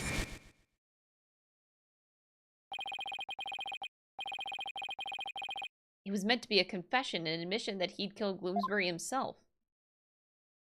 But he didn't. He wrote that message to take the blame for Miss Watt? That is correct. Master Sorin did hit Bloomsbury with the timekeeper to save Miss Ellen. Then Mr. Sprocket was the culprit after all? However, that blow did not kill Bloomsbury. That makes sense. Mr. Sprocket's injury wouldn't allow him to put much force into it. Enraged, Bloomsbury tried to attack Master Sorin, who was already seriously wounded. But just in the nick of time, Miss Ellen hit Bloomsbury from behind. And finished him off, it would seem. Sure, buddy. So the one who inflicted the fatal blow was the defendant. Yes, that is correct. But Master Sorin tried to take all of the blame onto himself. No way! This is pretty bad, Nick. No kidding, pretty bad is an understatement. Well, Mr. Wright, it seems your decision to call for Mr. Nichody has backfired. For the true culprit behind this case remains the defendant, Ellen Watt. Ugh, could this get any worse? But Pierce was involved in the cover-up plot, and I bet he still has something to hide.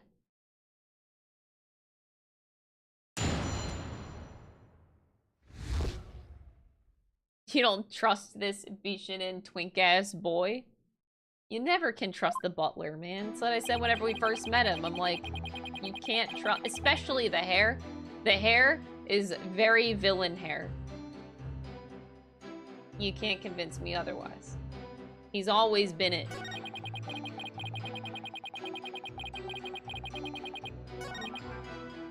Hold it! Wait a minute. I thought you went to the Vista deck with Mr. Sprocket. Actually, that is not true. What do you mean? I found this out afterward, but Master Sorin went to the Vista deck alone. He went out the escape hatch in the reception hall and went along the outside wall. You can't be serious. You mean Mr. Wright's addle-pated guess was actually correct? What's with the addle-pated? I suppose truth really is stranger than fiction. So, Mr. Nichody, when you got to the scene, you saw Mr. Gloomsbury, Miss Watt, and Mr. Sprocket. Is that right? That is exactly right. Butler, more like butler. This guy is ass. Wow, Alan, you can't do that. Hold it! So, when you and your group arrived at the Vista deck, the murder had already been committed. That is correct. Bloomsbury had already been struck. Miss Ellen had lost consciousness, probably from the shock of the incident. And how did Mr. Sprocket appear? He was bleeding from the stab wound he received from Bloomsbury. Barely conscious, he was writing something in his notebook. So the mysterious third person Ellen saw really was Sorin, then?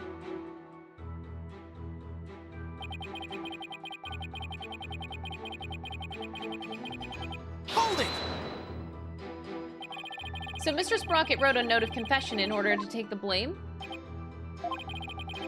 That notebook is the only form of memory Master Sorin has. So you understand what his action meant, I trust? What did it mean, Nick? To Sorin, everything in that notebook is true, so Sorin tried to take the blame by altering his own memory to make himself think that he did it. Master Sorin truly loves Miss Ellen. It must have been love that made him do that. But I went against his order. I tore the page out of his notebook and hid the body. Hold it! Mr. Nichody, could you please tell this court about it in more detail? That, you say? Which part do you mean, Mr. Wright? Could you be more specific? Oh, what part do I want to know more about? Hiding the body. Please tell me more about the hiding of the body. Very well.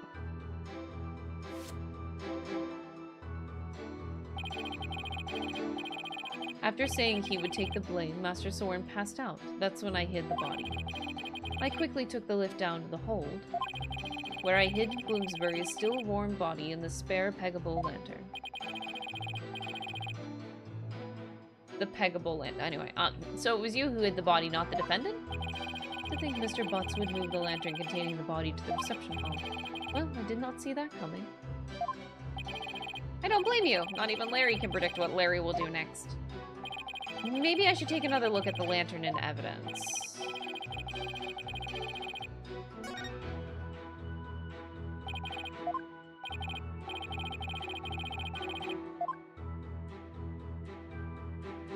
You don't know why, but I love Pierce.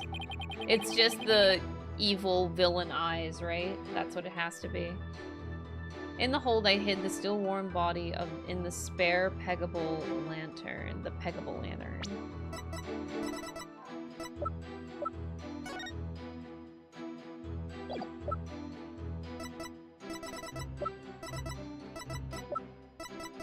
Where's this?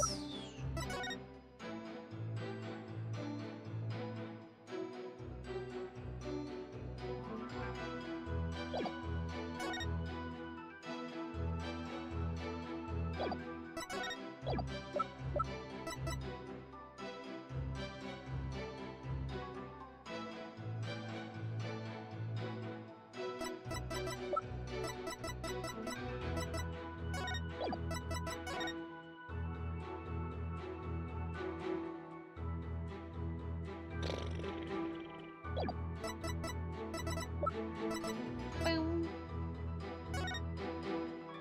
Oh, there's more here.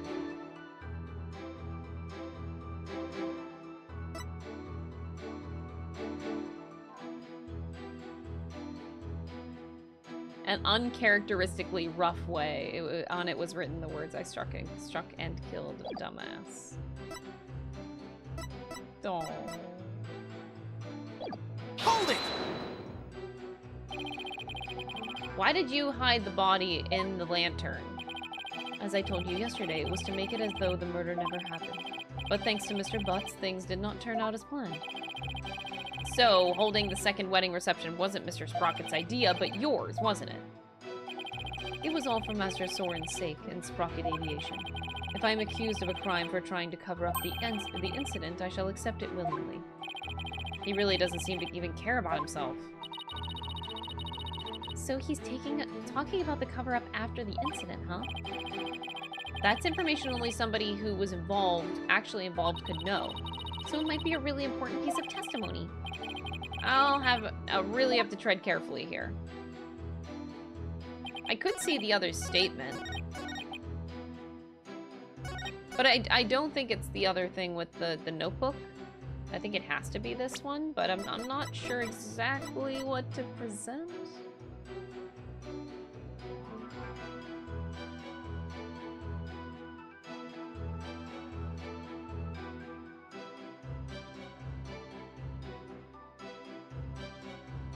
Like, this doesn't exactly prove anything. It just proves that, yeah, still warm body.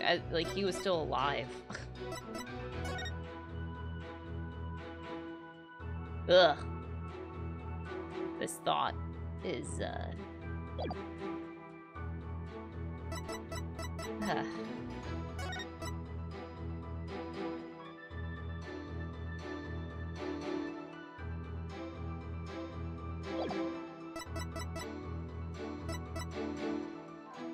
I don't think this is it. Objection! And it worked. Okay, I wasn't expecting that to work, but hey, I'll take it. If what I'm thinking is true, then maybe I can prove neither Ellen nor Sorin did the deed.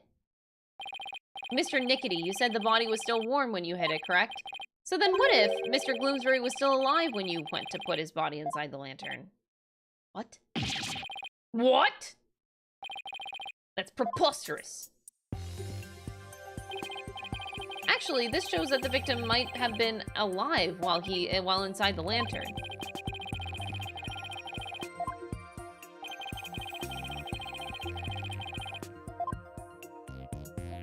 Take that! The back end of the lantern is a door, and there's blood here on the wheel handle. That bloodstain must have gone there when the witness put the body inside the lantern. It in no way shows that the victim drew his last breath while he was within the lantern. I disagree, Mr. Edgeworth, for you see, in putting this lantern back together, the police inadvertently placed the inside handle on the outside and vice versa. In other words, the wheel handles got swapped. Yes, they got swapped. That's ridiculous. Not at all if you compare the other male Pegable lantern in the reception hall.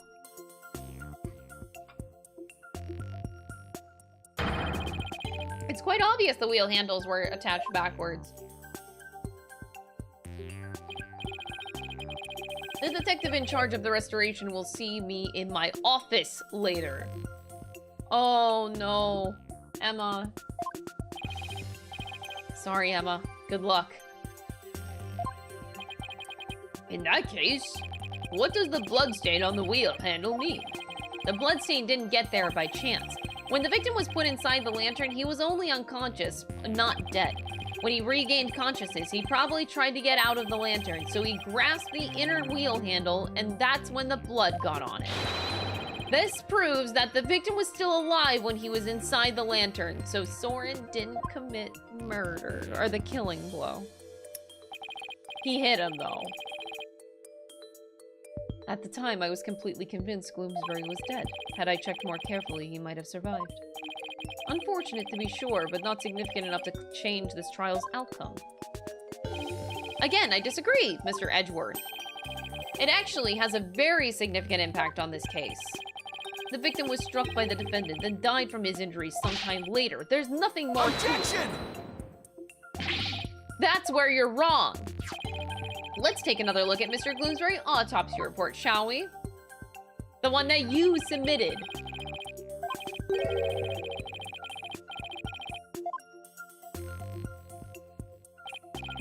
The one Mr. Sprocket gave him and the one Miss Watt delivered to finish him off. The defense would like to submit a different interpretation. The victim was knocked unconscious by the first blow and was then put into the lantern.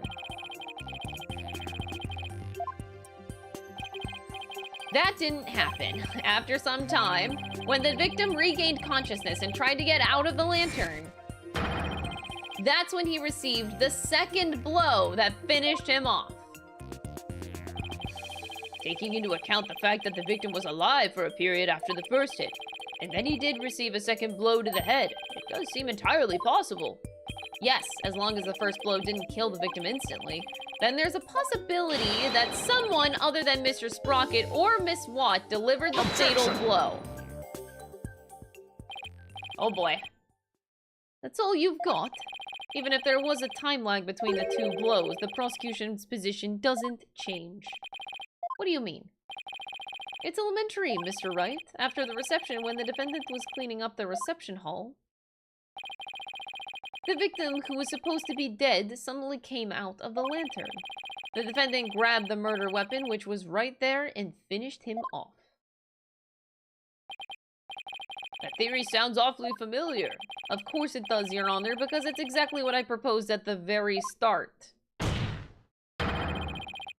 The second blow was inflicted by the defendant, after all. Seems a tangle of mysteries has unraveled in a single thread. As long as there's a possibility that the fatal blow was delivered by a third person, then we must continue the deliberations. Give it up, Mr. Wright, unless you have something to prove the presence of your precious third person. Okay, Nick, just relax. You can do this. Come on. Take some deep breaths. Good idea. Deep breaths. Deep breaths. There. Don't you feel better already? Maya's right. I should calm down and get my focus back and go over everything again. And then, hopefully, I'll be able to find something to prove that there was a third person. Why did Gloomsbury attack Ellen? Because he was tired of her taking the blame for the accident?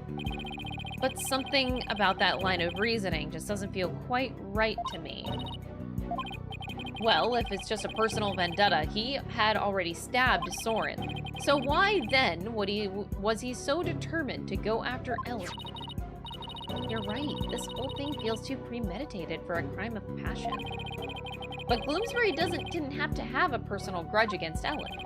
If Gloomsbury didn't have a personal reason to attack Ellen, then... You've taken long enough, Mr. Wright. Now it's time for some action. What proof do you have that a third person was involved? Alright, I'll show you. I'm not completely sure of what I'm doing yet, but it looks like I'm out of time. Oh no. This piece of evidence proves the involvement of a third person. Oh god damn it. I don't know what I'm doing yet. Take that!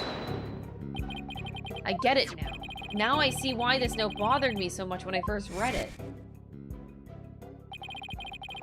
It looks like a note outlining the murder plot.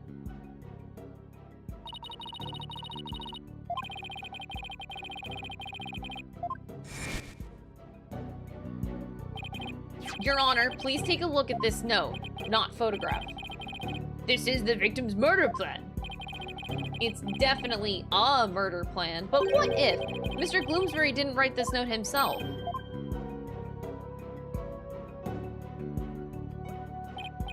This is how you intend to conjure up your mysterious third party, Mr. Wright? Can you even prove that note was written by the victim? Yes. Yes, I can. Very well then, please present your evidence, Mr. Wright. This evidence proves that the victim didn't write the note.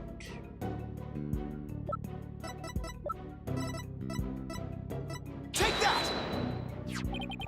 This is the weapon Mr. Gloomsbury used to stab Mr. Sprocket. I was wondering what you'd pull out this time. Dare I ask what that could possibly have to do with the note?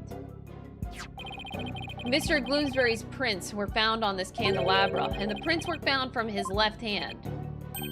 That makes the victim left-handed. Exactly, Your Honor. The police looked into it, too, and confirmed as much. Now, take a look at the smudged writing in this note. Notice how the smudging only starts from the middle of each preceding line? Had this been written by a lefty, the writing would be smudged from the far left end. This means that whoever wrote this note was definitely right-handed. In other words, somebody other than the victim wrote this note. If someone other than Mr. Gloomsbury wrote it, then what does this note mean? Mr. Gloomsbury followed this note to the letter when he attacked Miss Watt. So clearly this note isn't a murder plan written by Mr. Gloomsbury, but rather, these are instructions to kill Miss Watt issued by somebody else. If it wasn't the victim who wrote these so-called instructions, then who wrote it? Most of the people involved are right-handed, you know. He is correct. The majority of the family and their employees who were on the airship are indeed right-handed. I must say that is a very rough and slipshod conjecture you've proposed. Damn. I admit I haven't figured out who wrote it just yet. Oh, come on. Leave it to Mr. Edgeworth to go for the jugular.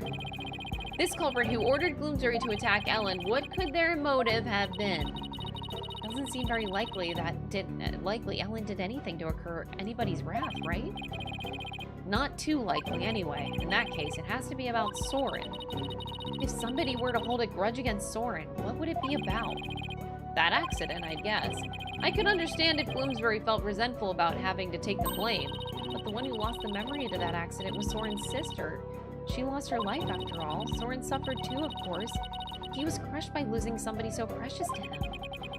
Somebody precious, huh? Sorin's sister. Wait, there's one more person. There's someone who must hold a grudge against Sorin. Did you figure something out? I think so. I think that somebody else used Bloomsbury to try and get revenge. Man, I wonder who it is. Gee, Williker, gosh darn it, Williker, shit, walk, Williker. Sorin's father. The person who manipulated and used Mr. Bloomsbury was... I'm not even gonna give stupid answers. Let's fuck it.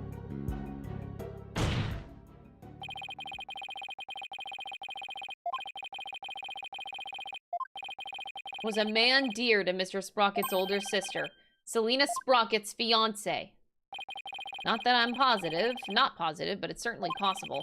This fiancé could have made Bloomsbury attack Ellen to get his revenge on Sorin. What? Gee, gosh, Williker, I wonder who it is. Who the fuck is the elder? I don't know. Maybe I could have said it for funnies, but I don't think it would have been funny. It does seem quite believable that Miss Selena Sprocket's fiancé would bear a grudge against Mr. Sprocket for his role in the accident. Exactly, Your Honor. Because maybe her fiancé was trying to murder Miss Watt in order to make Mr. Sprocket experience the same pain that he felt. Mr. Sprocket's fiancé was a surgeon, if memory serves, but the only people who attended the reception were family and staff members. That may be, but then that just means that Miss Sprocket's fiancé must have been among those who attended. We're taking a long time to get to the point.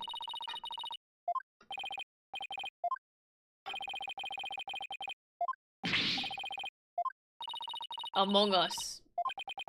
Somebody. Among Us.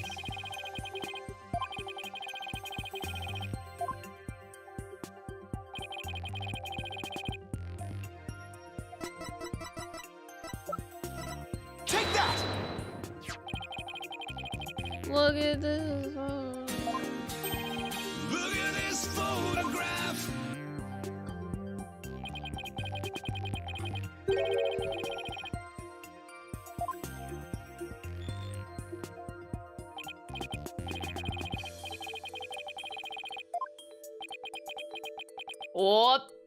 Oh, is he mad? Is he mad? Impossible. The pocket watch in this photo.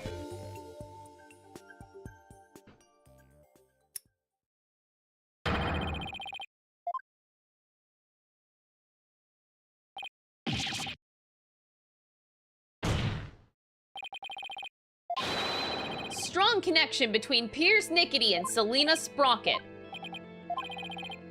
Well, Mr. Nichody, is this true? Mr. Nichody, you were once engaged to Selena Sprocket. That pocket watch? You keep it as a memento of her, don't you?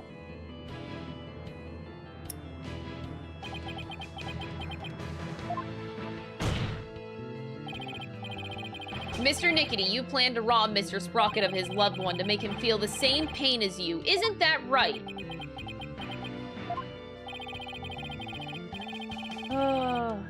But Mr. Sprocket managed to fight back and knocked Mr. Gloomsbury unconscious. You thought Mr. Gloomsbury was dead and hid his body in the lantern.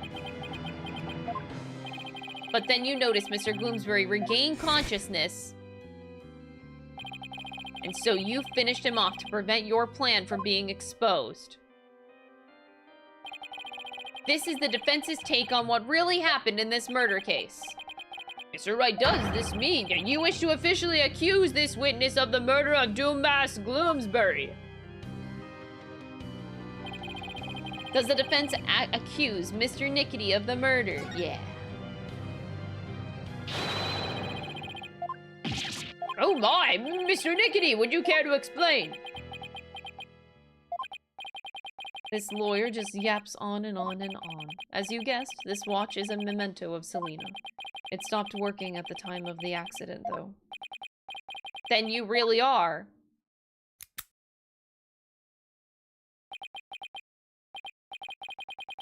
I was Selena's fiancé. And not just her fiancé. The surgeon beside her deathbed. Objection! Mr. Nichody, why didn't you tell me any of this before? Shut it, you useless prosecutor.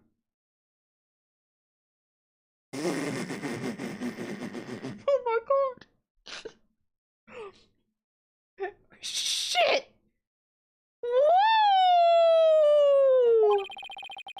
I thought you could be of use, but apparently this case was too much for you. What did you say? If your office hadn't stuck its nose up in all of this, I could have swept it under the rug. Not only did you interfere with the case, but you even let me fall under suspicion. That's because you keep trying to cover things up on the sly. Covering things up wasn't your only involvement. The only person who had a motive to use the victim to try and kill Miss Watt was you!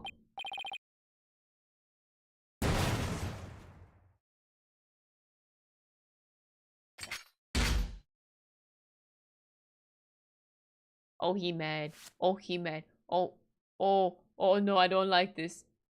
Oh, he looks so evil.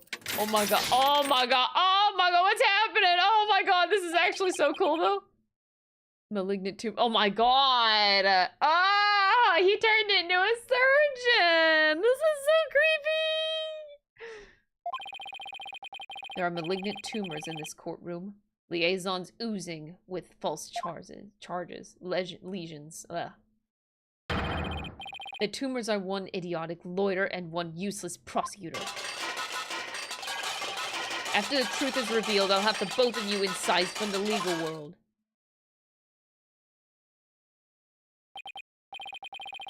I'd like to see you try.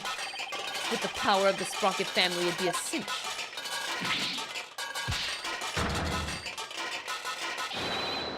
I will now begin the operation. What in the world happened to Mr. Nichody? Looks like he's finally showing his true colors. Nick, look what he did to the shoulder mech. Oh my god! He looks so evil! Stop! He's doing like mad evil pose. What's happening? Quit your yapping before I suture your chatty lips shut.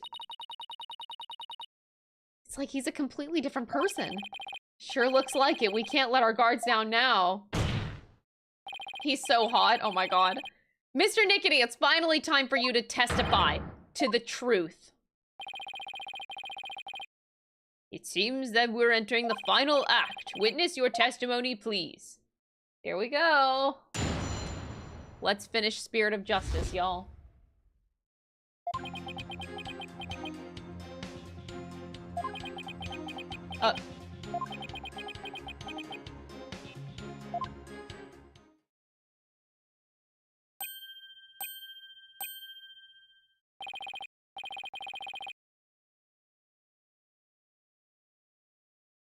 Never mind. Let's not finish Spirit of Justice, y'all. Mr. Nichody, why didn't you say anything? He just took a picture of me! Or something.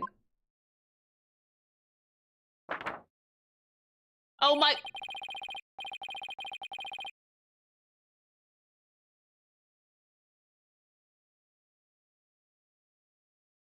Oh my god. Oh my god. You mean to tell me this whole time?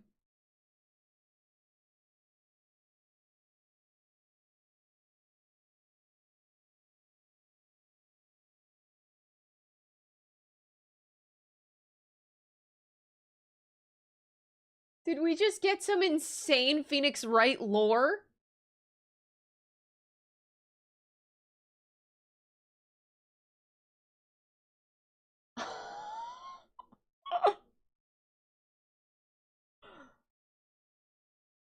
The spikes are the skull? And his hair just covers it up?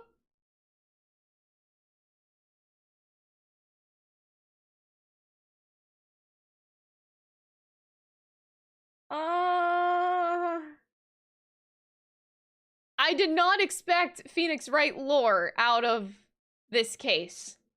This is actually crazy.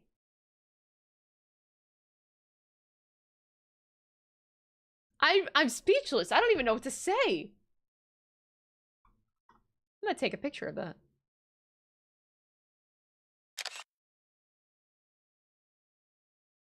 I can't believe this is real.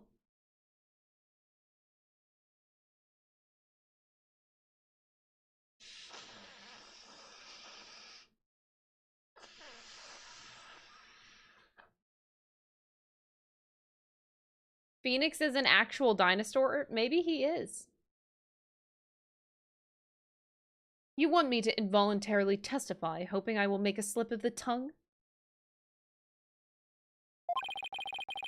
Not a very impressive plan, or brain, I might add. Ow! That was uncalled for. That's my literal skull.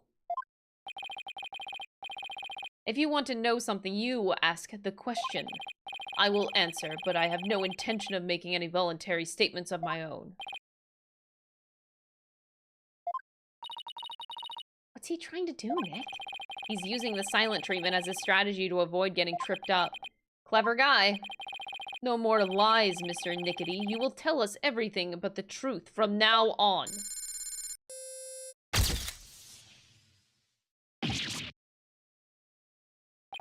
What do you think you're doing? Oh no.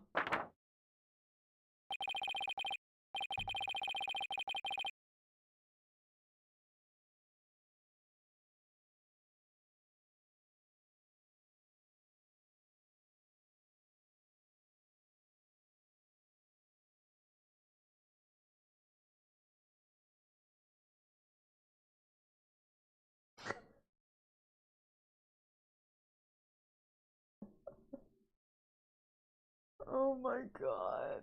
Oh my god. Oh my god.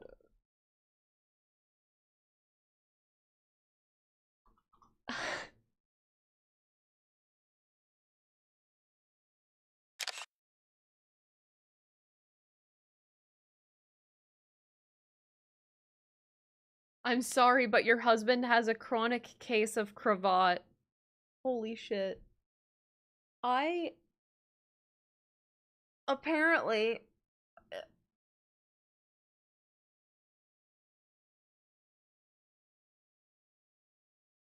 both of them are dinosaurs. This is insane. Cravat ribcage. I just... the lore in Ace Attorney. You know, I never would have thought that this random special case episode would give me lore like this.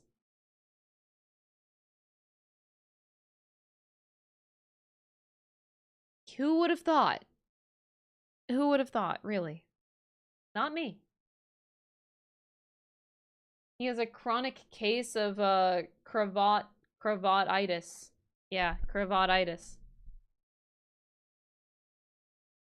No one asked you to speak. Just keep quiet over there and play with your frills. How dare you! Well, this is rather unconventional situation, but please proceed, Mr. Wright.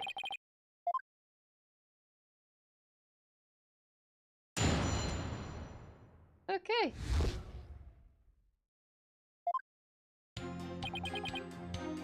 Hold it!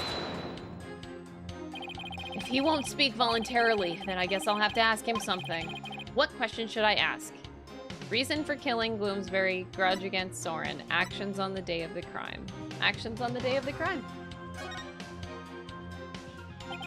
On the day of the incident, you were constantly surrounded by your subordinates. Is that right? Absolutely. I was in someone's line of sight at all times. After all, I was busy taking care of every detail of the event. Mr. Edgeworth, I believe your investigation backs up my claim. I got statements that said groups of his subordinates worked with him in rotation, so he was always with someone. As the prosecutor just said, I couldn't even get close to the lantern containing Bloomsbury by myself, let alone kill him. Pierce didn't have a chance to get close to the victim alone, huh? Would you like that statement added to the testimony?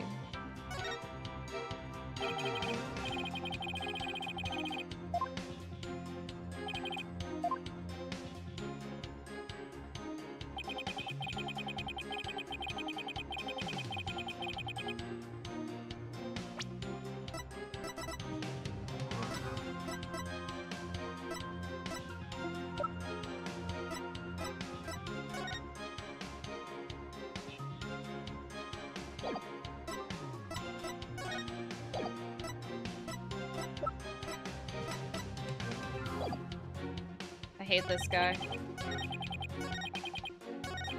Hold it!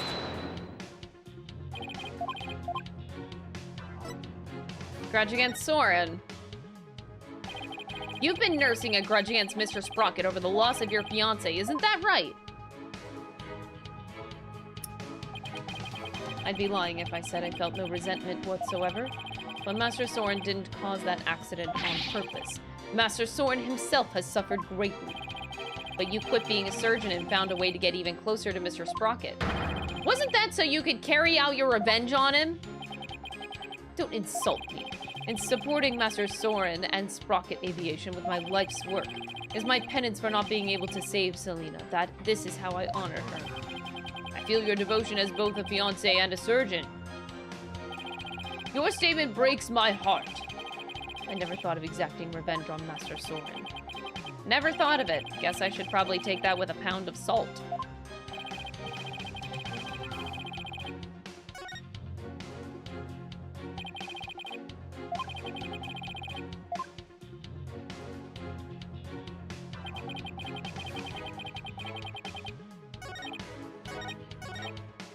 Hold it!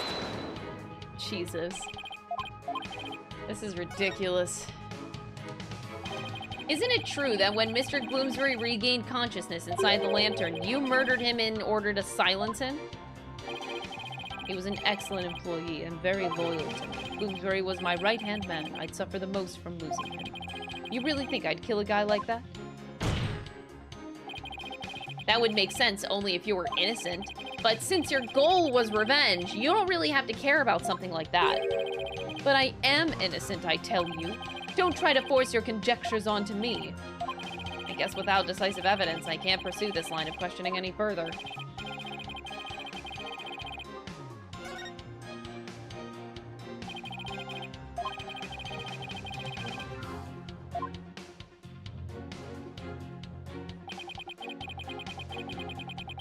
All right.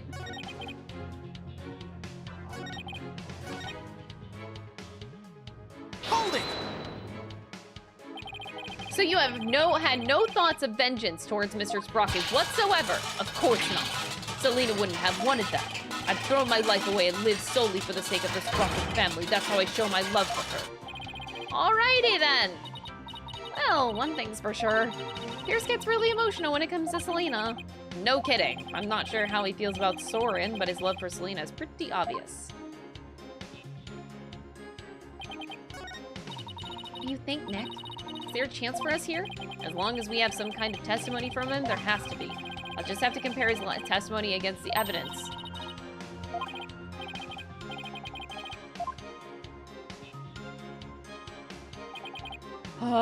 I'm still gonna press the other two additionally. What did Mr. Gloomsbury think of Mr. Sprocket? After all, he was forced to take the blame for the accident. He must have been resentful. He got his position as the lead servant in exchange for taking the blame. It wasn't exactly a bad deal for him. But he must have felt some sort of indignation? Who knows? Now that he's dead, we'll never know for sure. It's pointless to talk about it any further. Alright, dead men tell no tales after all, unless you spirit channel them through Maya Fey, right? Like, no, we don't do that? Hold it! So, you were always in someone's line of sight. I was surrounded by family members and staff as we prepared for the reception. During the reception, I was stationed behind the sweetheart table to attend to the couple. When could I have possibly committed murder? I'm not buying it. If Pierce is the true killer, then there must have been some time when he was out of everyone's sight.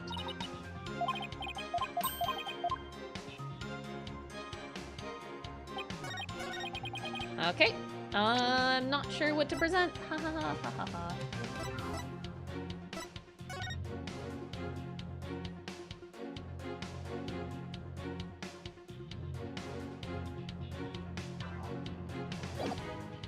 The Vista. Objection! Oh, what am I doing?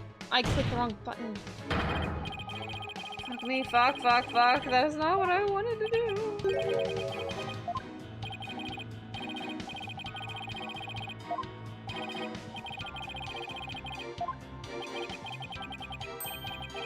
I'm really bad at clicking the wrong button.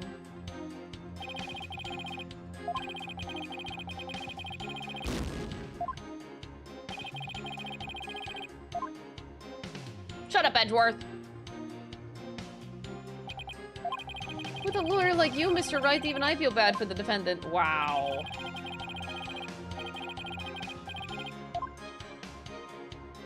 Okay, buddy.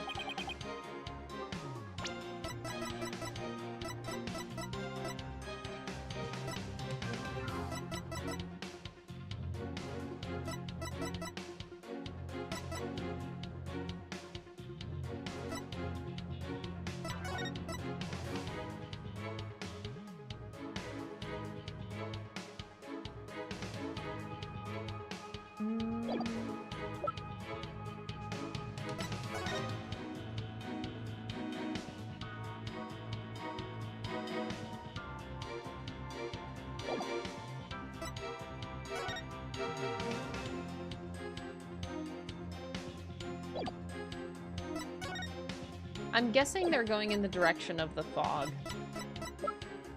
That's really all there is to go on.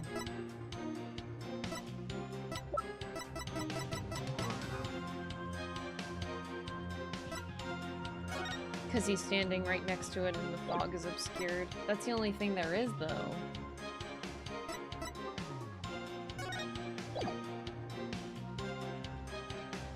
Do I present the photo or do I present the fog machine? I only have one chance here. Objection! Oh, thank God. Mr. Nichody testifies that he was always with somebody at the time of the incident and never had a moment alone to commit the crime. But there was an opportunity, in fact, one and only one. A moment where Mr. Nichody could have killed Mr. Gloomsbury without anyone noticing. And the one thing that made that moment possible is shown here in this photograph. With all those people watching, I couldn't have possibly committed murder. Do not believe him, Your Honor. This lawyer is a malignant tumor. He wants to infect this judicial body with my ruling. Woo! Mr. Nichody, I would ask that you keep quiet this time. We need to evaluate the defense's claim, and your yammering only serves to throw further suspicion your way. Mr. Wright, let's see this one thing you mentioned, but be warned. This had better not be one of your off-headed claims. Who do you think you're talking to, Mr. Edgeworth? That's not a very good statement to make, but sure. Very well, Mr. Wright, please point out for us the one thing that made the moment of the murder possible.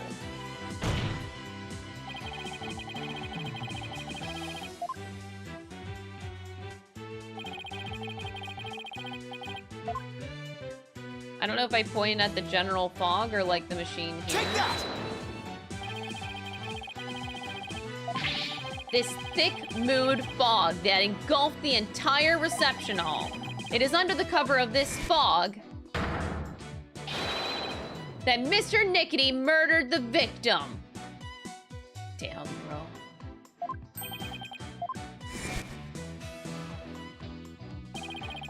Mr. Nichody was standing right next to the lantern that Mr. Gloomsbury was in. This was the only moment the murder could have been committed without being seen. I can't accept that there was a moment when the witness was obscured from others by fog. But that doesn't prove Mr. Nichody killed the victim at that very moment. If you can't prove the crime was committed during the reception, the trial ends here. I was so caught up in finding a foothold that I forgot to think that far ahead. Well done, Mr. Edgeworth. It's time to call this trial's time of death. Well, Mr. Wright, can you prove the murder happened during the reception? Don't even bother. His claim is dead on arrival. Victory is within your grasp, prosecutor. Quiet, witness. I have no interest in victory. All I care about is the truth. This is a changed man. One that we can only arrive at through further deliberation.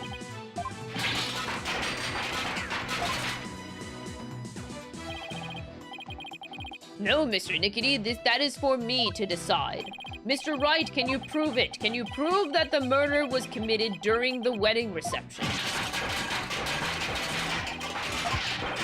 The prosecutor, the judge, they're all infected. Their malignant stupidity is so advanced, not even the best surgeons can save them. In fact, not even a brain transplant could cure them. This court is infected with idiocy. It's a pandemic! Objection! Mr. Nichody, that's enough already. Finally ready to give up, are you? He's crazy. No, just the opposite, actually. I'll prove the murder was committed during the reception by you.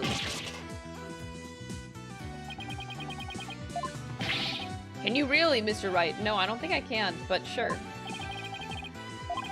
To be honest, I don't know exactly how I'll do it just yet, but if I want to get to the truth Edgeworth was talking about, I'll just have to find a way. Let's have your proof. Enough of this foolishness. Stop him from speaking! You're just a district court judge with the power of the Sprocket family. Enough of your foolishness, Mr. Nichody. This judicial body will not succumb to the power of influence of money or power. It will succumb to the power of love! Let's hear it, Mr. Wright. Let's hear your truth. Think, Phoenix. Remember everything you've learned. Oh no, is it Brain Blast time? It's gonna lead to the key. The missing piece. More than likely. Because that's where we found it. Anyway, how can I prove the murder took place during the wedding reception? If Pierce committed the murder during the reception, then he had to have used the murder weapon. The reception photo? What the fuck?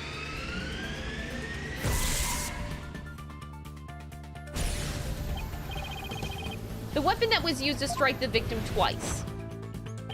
According to the autopsy report, the victim was hit by the same object both times. So without a doubt, Pierce used it to commit the murder. The weapon used to kill Bloomsbury was... Key of Love. Just kidding.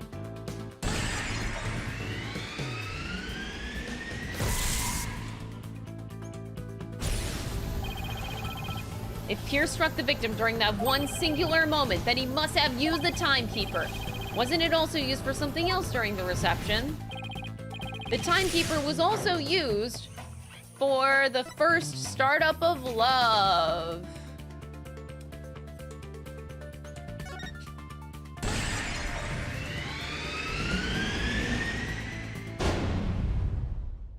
Had been activated.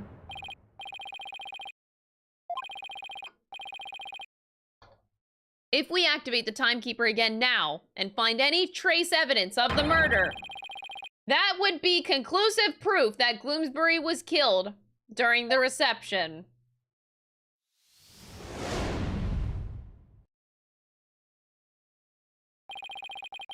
It's really windy today, Jesus.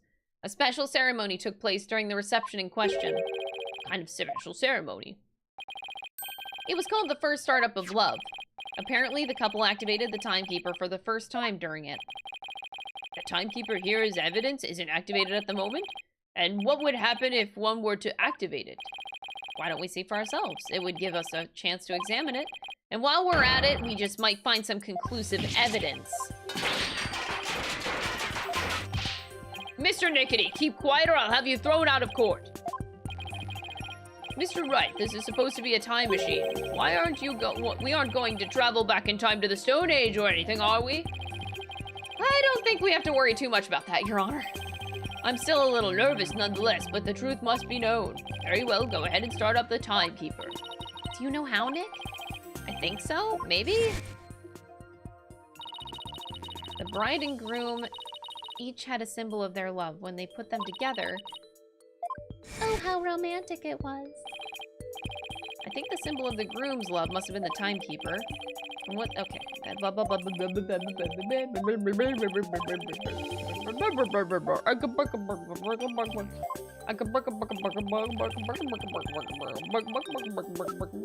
Take that! Once we set this in place, we can activate the timekeeper. It doesn't look like it fits anywhere. You don't think so? Well, not even if we kind of like, you know, jammed it in there. Mr. Wright, you know what's coming, don't you? A penalty, Your Honor. I'm glad you understand. That will save us some time. Fine. Crystal losing patience. I just turned into the...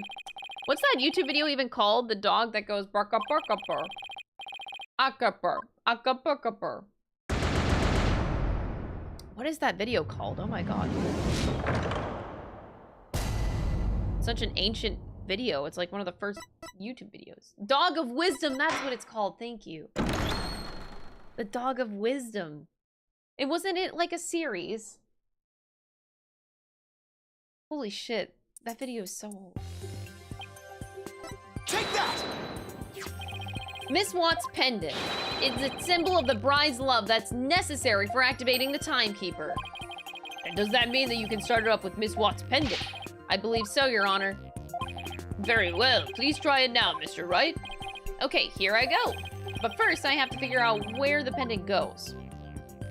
Wait, we actually get to do it?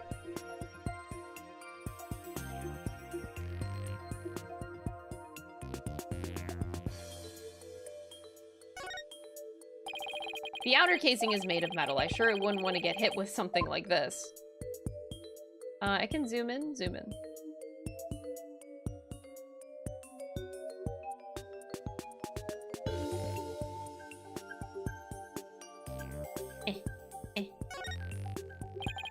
This hole looks like a good spot. I'll try setting the pendant in here.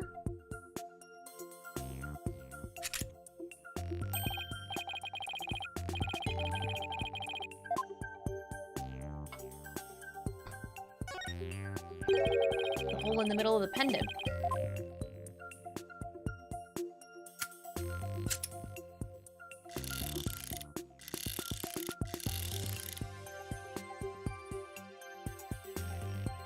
This is like so cheesy and so cute though. I love a good cheese, you know?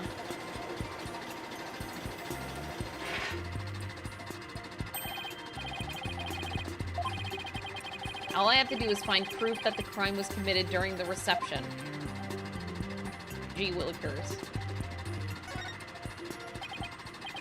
I think I found it. Conclusive evidence that the murder was committed during the wedding reception.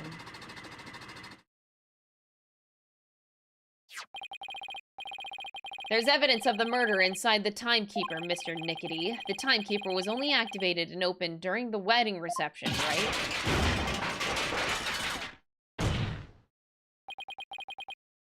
So, that means this is conclusive proof that the crime was committed during the reception.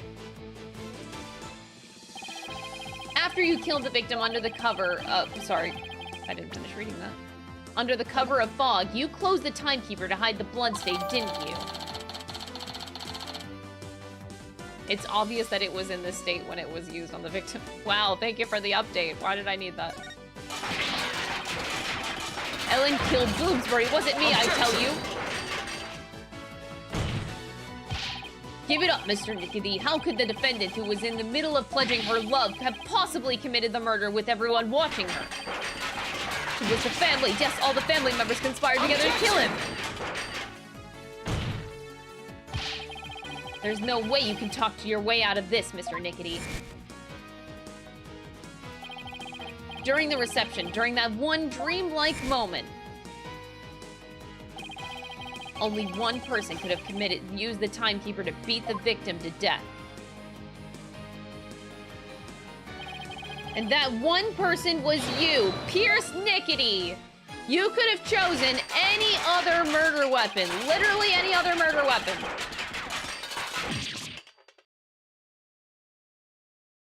Even take a wine glass, just like bonk it on the head. This isn't over yet. I won't give up. Oh no, I cut the artillery. Black? I'll stop the bleeding now. Give me forceps, forceps! Hey, where is everyone? Manage this alone. I'll do it all by myself. I can fix anything, repair anything. So you have to get better. You have to live. You must. I would have been able to save her. If only I hadn't listened to her. If only I had treated her first. If only that Sorin hadn't been there. Selena, no. He's dead, Your Honor. He's dead.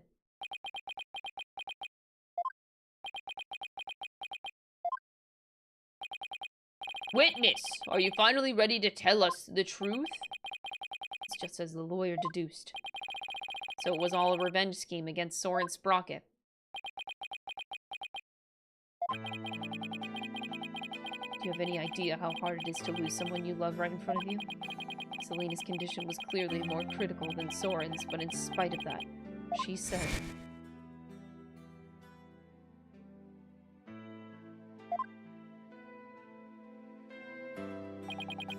Sprocket's last words. So that's what she really meant by those words. I was able to grant her wish, but at the price of her life. So you got a job with Sprocket Aviation and waited for your chance to get revenge. You got close to Mr. Bloomsbury and hatched this plot, is that right? Bloomsbury already bore a grudge against Sorin. So when I tempted him with an even better position, he immediately took the bait. He was your accomplice, someone who shared the same goal as you. Why was it necessary for you to kill him? I didn't expect Sorin to strike Bloomsbury out on the Vista deck. And I certainly never imagined he'd make his way there along the outside wall. Dude, the power of love! Sorin's love is the real deal, after all. My plan had been compromised, so for the time being, I hid his body in the lantern and tried to think of my next move. And then Mr. Bloomsbury came during the second wedding reception too. It came to during. As soon as I saw Bloomsbury, I instantly hit upon an idea. To pin the blame of Bloomsbury's murder on Ellen. You tried to break up the couple by making the bride out to be the murderer. How despicable. Sorin was getting the company and a wedding. Both things that were supposed to be Selena's. He took every happiness from her. Who's the despicable one here? Do you think what you did would make her happy? I know it wouldn't, but I couldn't just stand by watching Sorin enjoy his happiness. I was going to have Sorin taste the same pain I had and then take over Sprocket Aviation. I would take back from him all of the happiness that was rightfully Selena's.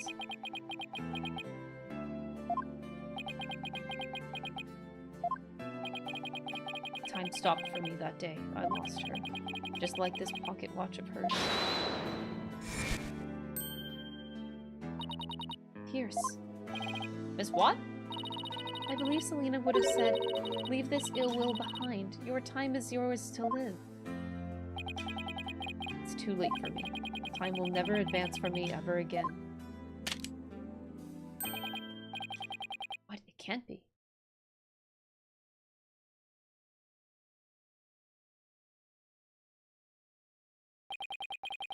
I see now, Selena. What I did was wrong. Oh.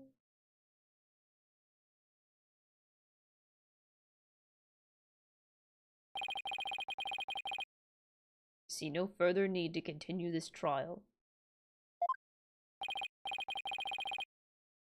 Bailiff, please take Mr. Nichody away. Another inconsolable time traveler who lived in time that stood still. Dang. Cinema.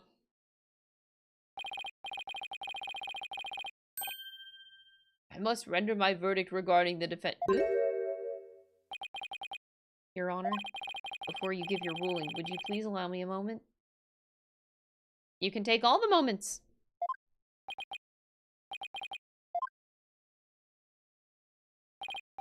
Ellen, there's something I need to say to you. Yes, Sorin? Put you through something truly horrible. This whole thing happened all because of me. I would understand if you wanted to call off our marriage. Oh.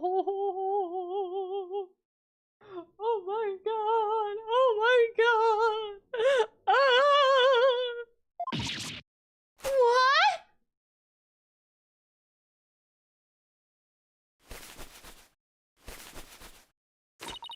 Of course not. I've never once thought that. If you stay with me, you'll only face even more trying times in the future. What do you mean? The truth of this incident and the car accident before it. I'm gonna tell the public everything.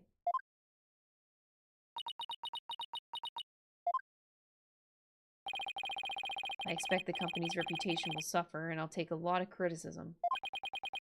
But I feel I can only really start over once I get everything out in the open. Sorin.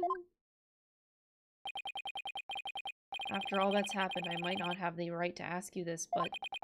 Well, how should I say this? Oh my god!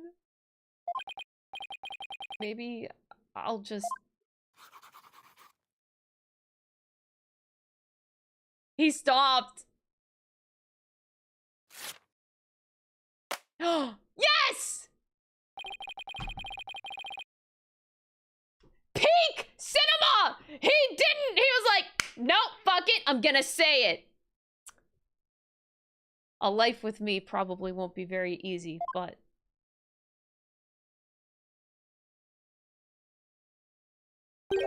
Will you marry... That was so cute! Oh my god! Ah! Kiss him right now! Yes, of course. Ah! That was so cute! Oh my god! Your Honor, thank you for your time. Please continue with your ruling.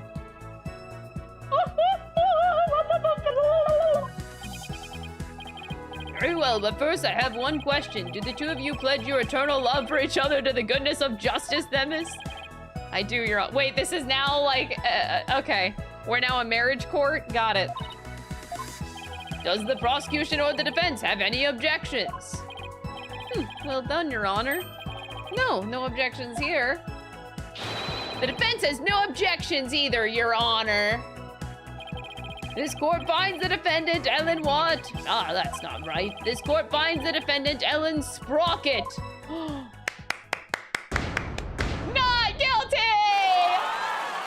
Oh, Ellen Sprocket, Judge W. The judge goes out of this game with a complete W. Let's fucking go.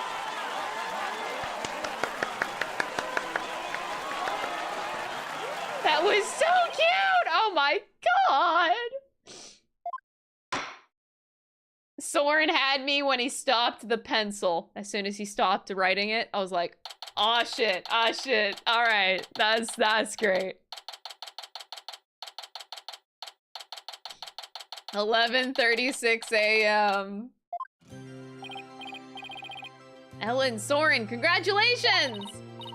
Mr. Wright, I can't thank you enough. If you hadn't exposed the truth, Sorin and I we wouldn't. But now you can finally start your new life together, right? Thank you! Mr. Wright, we'll be holding our real wedding ceremony in the near future. Would you do us the honor of coming to it? Aww. I want you to witness our fresh start. Of course, I wouldn't miss it for the world! And Ellen, this time it'll finally be happily ever after, right? Oh, yes. The two of you have persevered and overcome this trial together. Now, no matter what obstacles come your way, I'm sure you'll be able to handle them. And there's another thing I'm sure of, too. This person will always be watching over the two of you. Take that! Selena, yes, I think you're right. And we promise to live life to the fullest for Selena's sake, too. Right, Sorin? That's right. Well, we'd better be on our way. Yes, my love. Oh! Oh! Oh! So cute! What the fuck? The old threshold Carrie! Way to show off! Oh my god! Oh my god, Sorin! What a man! We'll be seeing you. Goodbye for now. I'll be looking forward to that wedding! Hold on tight, Ellen. You better believe I will. I'm never letting you go. Oh! What the fuck? Where does he go? There's a roof. There they go. Apparently there's no roof. You're not thinking of going to that wedding by yourself, oh, boss? Oh, are you boss? That's Athena.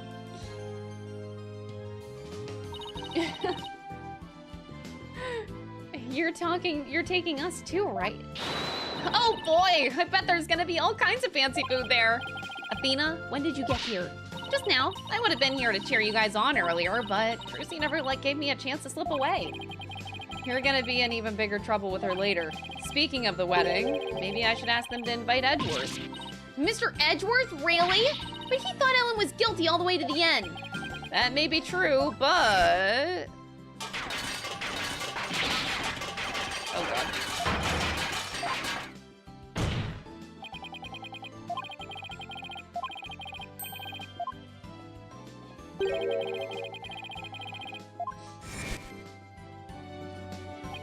If he hadn't stood up for us when he did, the trial probably would have ended there. You mean Mr. Edgeworth gave us that chance? Maybe, though knowing him, I doubt he'd ever tell, even if I asked. Well, if that's how you feel about it, Nick, then why not try to get him invited? Hey, Maya! Have you ever tried to catch that bouquet? What? No. I never have either. Fighting over a bouquet that's been tossed by the bride? Talk about a fierce competition. I'm totally stoked! I'm not sure it's really supposed to be all that competitive. I'm a pretty good jumper, so I think I've got a chance. She's definitely missing the point of the whole thing. And Larry! How did you manage to stay so quiet for so long? Shut up! Wishing the lady you fell in love with every happiness is what a real man does. I'm pretty sure that relationship was over before it even began, Larry. Darn it all! If only I was 10 years younger, things would have gone differently. Hands of time, won't you turn back for me? Ugh. But what about Edgeworth? Darkness, thank you so much for the 68 months. My goodness. And thank you for being a tier 2 sub. I really appreciate the extra support. 9:20 a.m. Today is Ellen and Sorin's third wedding ceremony and reception.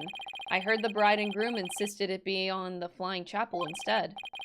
In the end, they were nice enough to invite me and Maya. Aw, thank you for gifting us sub as well, Darkness. I really appreciate it. Hope you're doing a good day.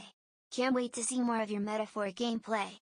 I got pretty far in the game. Might try to restart so one of my friends can enjoy the story with me. Aw, thank you so much for the 1,000 bits, Dr. Andrew Dragon. My goodness. Thank you for all the support lately. It's very kind of you. In the end, they were nice enough to invite me and Maya, and Athena kind of invited herself. They also invited Edgeworth, Emma, and even Larry. They say third time's the charm, right? I really do hope it's happily ever after for them this time around. Still, I get the feeling it's going to be one rowdy party. What is this, a war? Darkness, thank you for the 400 bits. My goodness, thank you guys so much. Chat, you're invited to the wedding too, don't worry. I will personally invite you. Ready when you are. Was that Emma? Here we go! Oh, look at the bachelors, though. Huh? Oh. No. Hmm? No. Oh, hey! Look who's next! Huh?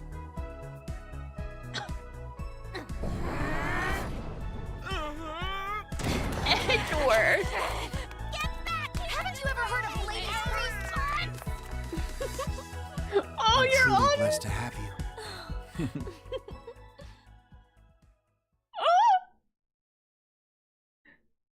Edgeworth doesn't say a damn thing. He just goes, uh-oh. Oh, that was such a good case. That was such a good case. Ah! Oh, look at that, though. Oh my goodness.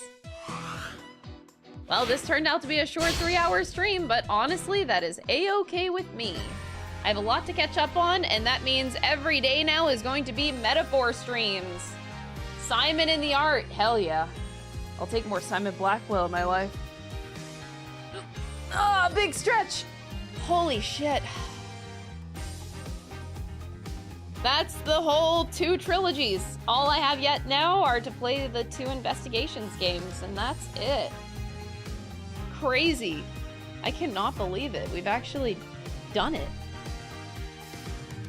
That case was like very, it was a very, very cute case. I wouldn't consider it anything like super special though. Like it was just nostalgic and like really good, well-rounded, but I don't know. It was like, you know, it still has that era of like, okay, well, it's kind of predictable. You can see where it's going and whatnot. Very stereotypical, but like still very, like even with all of that, it's still like a very cute case though. Thank you so much. We'll be right back for the 5 gifted memberships on YouTube. That's so kind of you, dude. Thank you. Where's all this coming from? It feels so surreal. Like I'm done. I'm done with Ace Attorney, except for 2 games. But like, I did it. I did it.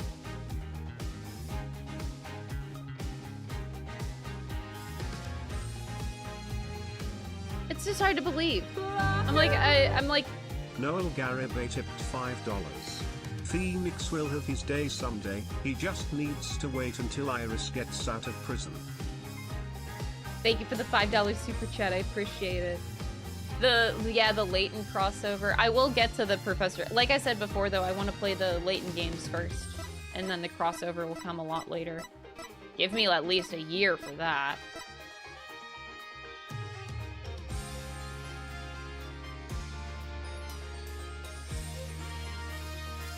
Crazy.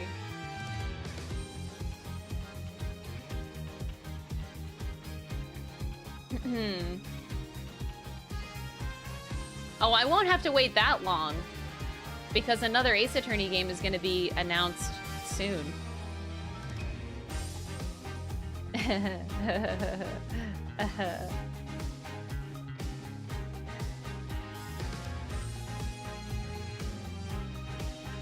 How many hours do I have in the collection? I would have to bring up Steam for that. Let me see. I can bring up both. So it says, let's look at Phoenix Wright first. So the first Phoenix Wright trilogy, 143 hours for all 3 games in that trilogy. 143 hours. Apollo Justice, 168.5 hours. Almost 169 in all of Apollo Justice trilogy. Shit, dude. Wow.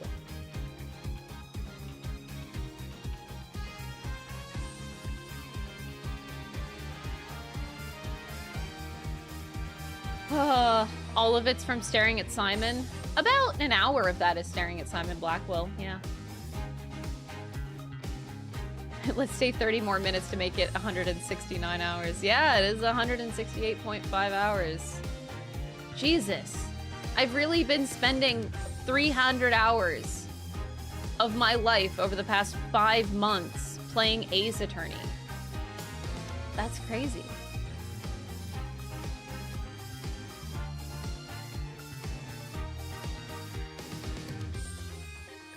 "30 minutes of art library." I'll be honest though, chat. I've been really pushing my stream so much that, like, I'm tired. And I apologize if that comes across in my streams lately, because, yeah, I've been very tired. I've been pushing myself so hard.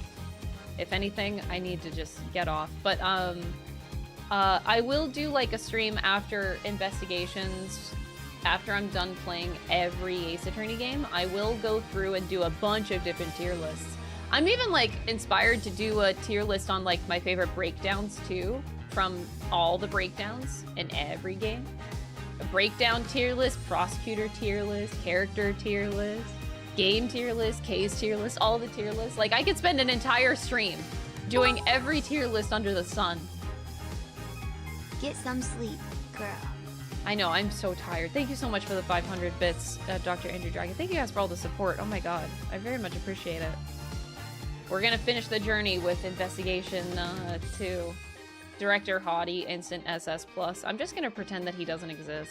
How about that? But yeah, so the journey's not quite over, and then we're also gonna have a meme day, like having an entire day where we dedicate to just looking at memes and things that you guys want me to watch, like side content. That probably includes this type of stuff. But we'll have a whole day dedicated to memes, a whole day dedicated to, like, tier list stuff. We're gonna have some fun streams. I also kind of want to take a look at, like, trailers, like, really old Ace Attorney trailers. Like, you know how I did that for Persona? We went through and we watched every Persona trailer in existence. I thought that was really fun, too. I kind of want to do that for the Ace Attorney franchise, if there's even trailers. I don't know how, like, because I know that these are more niche games, but I'm very curious to see how they advertise these games, like, long, long ago. You know?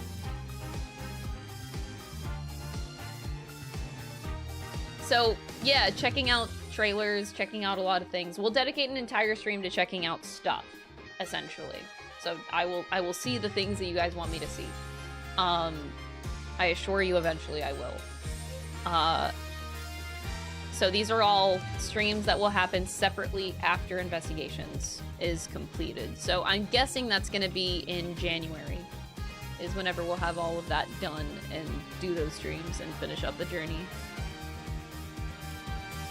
But from here until I leave for Japan in mid-November, I have about 2.5 weeks left, I think. Let me check my calendar. Oh, 3.5 weeks. I have 3.5 weeks to finish Metaphor, which I think is plenty of time. If I finish it early, then that might be even better.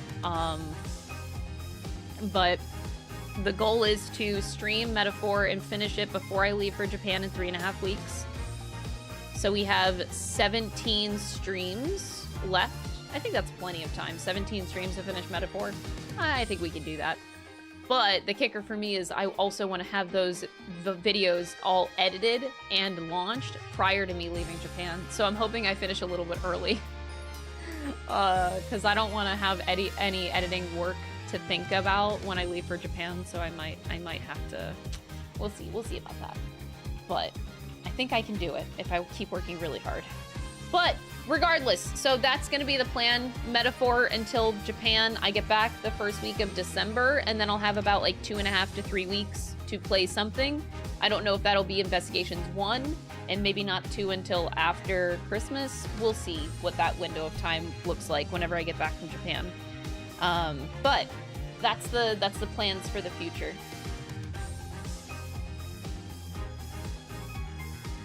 17 streams, 24 hours each. Yeah, I could do this. 17 streams of Metaphor, 17 streams that I gotta edit down and make videos out of before I leave. 17 I can do that. I can do that. I can... She says with, like, pain in her eyes, like, I can do that! And I have cosplays to make before I leave, too, so that's not even my only work under my plate. But anyway, I will figure it out.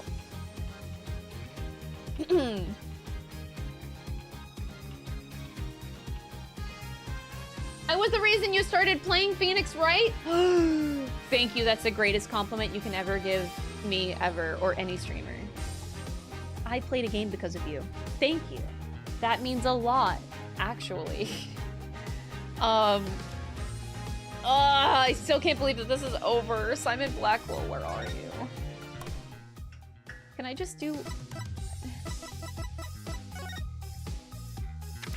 I don't care about any other character. I kind of want to see concept art for Simon, though. I'll look at these later, but I just want to look at Simon. Where's Simon? Oh, there he is. Simon Blackwell. Hi. I can enlarge it. Oh, I can zoom in. How far can we zoom in? Oh, ooh. I can zoom in pretty far. Can I go in farther? Oh, that's it. Okay. Hi, Simon Blackwell. I love looking at concept art. But like I said, I'm very tired right now. So I will make time for Simon. Look at him. Look at the baby. Look at the baby. Oh. So these are like other color concepts. Oh god. Like purple is my favorite color, but he's so emo that I like the black design more. 7 years later. Purple. I finally finished the Great Ace Attorney Chronicles. Cinema. Yes! Great Ace Attorney Chronicles! Super bass. Marachi, thank you so much for the 700 bits. What the fuck? Thank you. Oh, look at that. Look at that. The purple, though. Oh, they actually gave him a samurai sword. They never gave him a real sword in the game. It's just a fictional one. And you know what? I love that decision a lot more. I like that he doesn't actually have a sword. I think that makes it so much more dorky. I personally love that so much more. It emphasizes his dorky weeby side. He just imagines that he has a sword instead of actually having one for real, for real. This is peak design. God, I love you, Simon Blackwell. Oh. Jesus.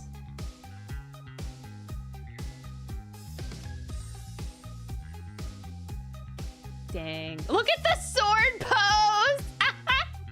Like I said, I'm glad that they scrapped it. I'm glad that they scrapped it. I don't want a real sword. It's way better without it. Oh man, this kills me. The head back, like, They know he's hot shit, man. They know he's hot shit.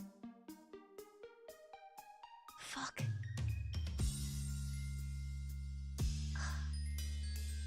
No way. He had... They gave him Reiji Keto treatment of having the chain around the neck, bro. No. They did not. What is this? This is Simon Blackwell?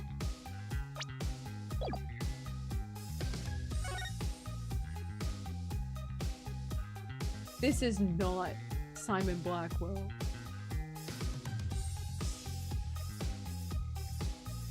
Who is this guy? I hate it. I hate it so much.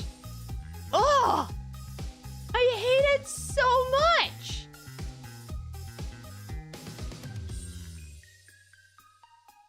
Oh my god, and that old Athena design too. He's throwing the apple. I guess apples were his thing. But what about Taka? Spinning an apple on his finger? Oh my god. Cape? No. Cape? He had like a... Oh my god. Fuck that. I'm glad they got rid of it. No capes. No capes. Oh, wow. He crushed the apple in his hand? Ow. His... Oh my god. And ripped arms. Look at the fabric is ripped. Holy shit. Holy shit. Oh my god. What is this? What is this? This is actually kind of cute. This is kind of a cute design. But I still don't think it's very fitting for Mr. Simon Blackwell. Oh, wow. Oh, there's more. My God, he went through a lot of shit. Actual samurai outfit. You know, this is not a bad look. I am not gonna lie. Not this one, the one on the top left. Samurai outfit, huh? That's not too bad actually. But I'm glad they changed his outfit, but it's not terrible. Okay, as much as like the chain around the neck is hot, I'm glad they got rid of that too. Holy. Wow. Ew, the hair in that one is so bad. The apple. Wow, they were really stuck on this apple thing. All that hair is terrible. All of this is terrible. I hate all of this. No, I hate the cape, the collar. No, all of this is no. What is that? Now he has a gauntlet? 99 tattooed on his chest? Holy shit! Spikes? Shoulder spikes?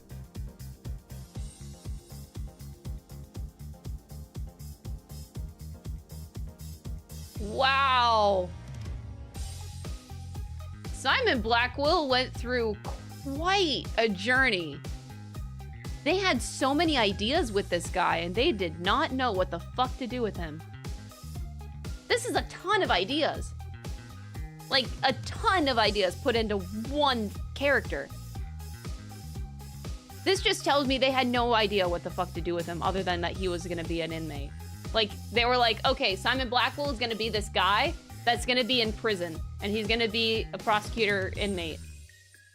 And that's all that they had, and they just really threw everything at this guy.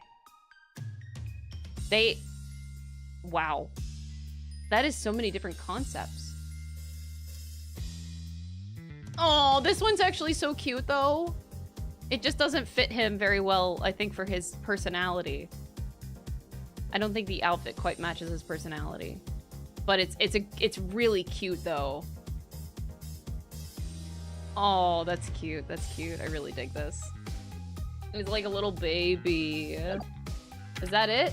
Finally, that's it. Jesus. Of course, I'll take a look at the rest. Well, I am certainly glad that this is the Simon Blackwell that we have today. Very glad. Because those designs were a mess. That was... This is... Wow.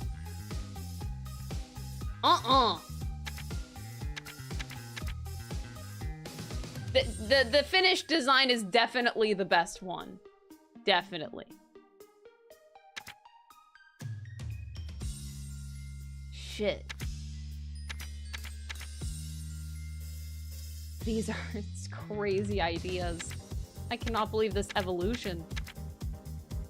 Holy wow. Alright, I'm done. I said I'm tired and I am, but Simon Blackwell gives me life, so I had to see that. Okay. Anyway. Alright, I'll see you guys tomorrow and every day for Metaphor streams now until I leave for Japan.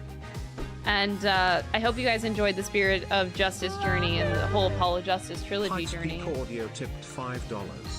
Crazy how being a British weeble can improve your character design. Yeah, being a one that doesn't have a real samurai sword too. I'm glad they ditched that. For real, for real. Wow. Anywho, yeah. I don't think I have any other words. I gave my Apollo Justice Trilogy back before. Definitely not a perfect trilogy. So many faults. Still enjoyable, but definitely weaker in comparison to the rest of the franchise, for sure. Alright, I'll see you guys tomorrow for Metaphor. Have a great evening, and thank you guys for watching. Bye, everybody!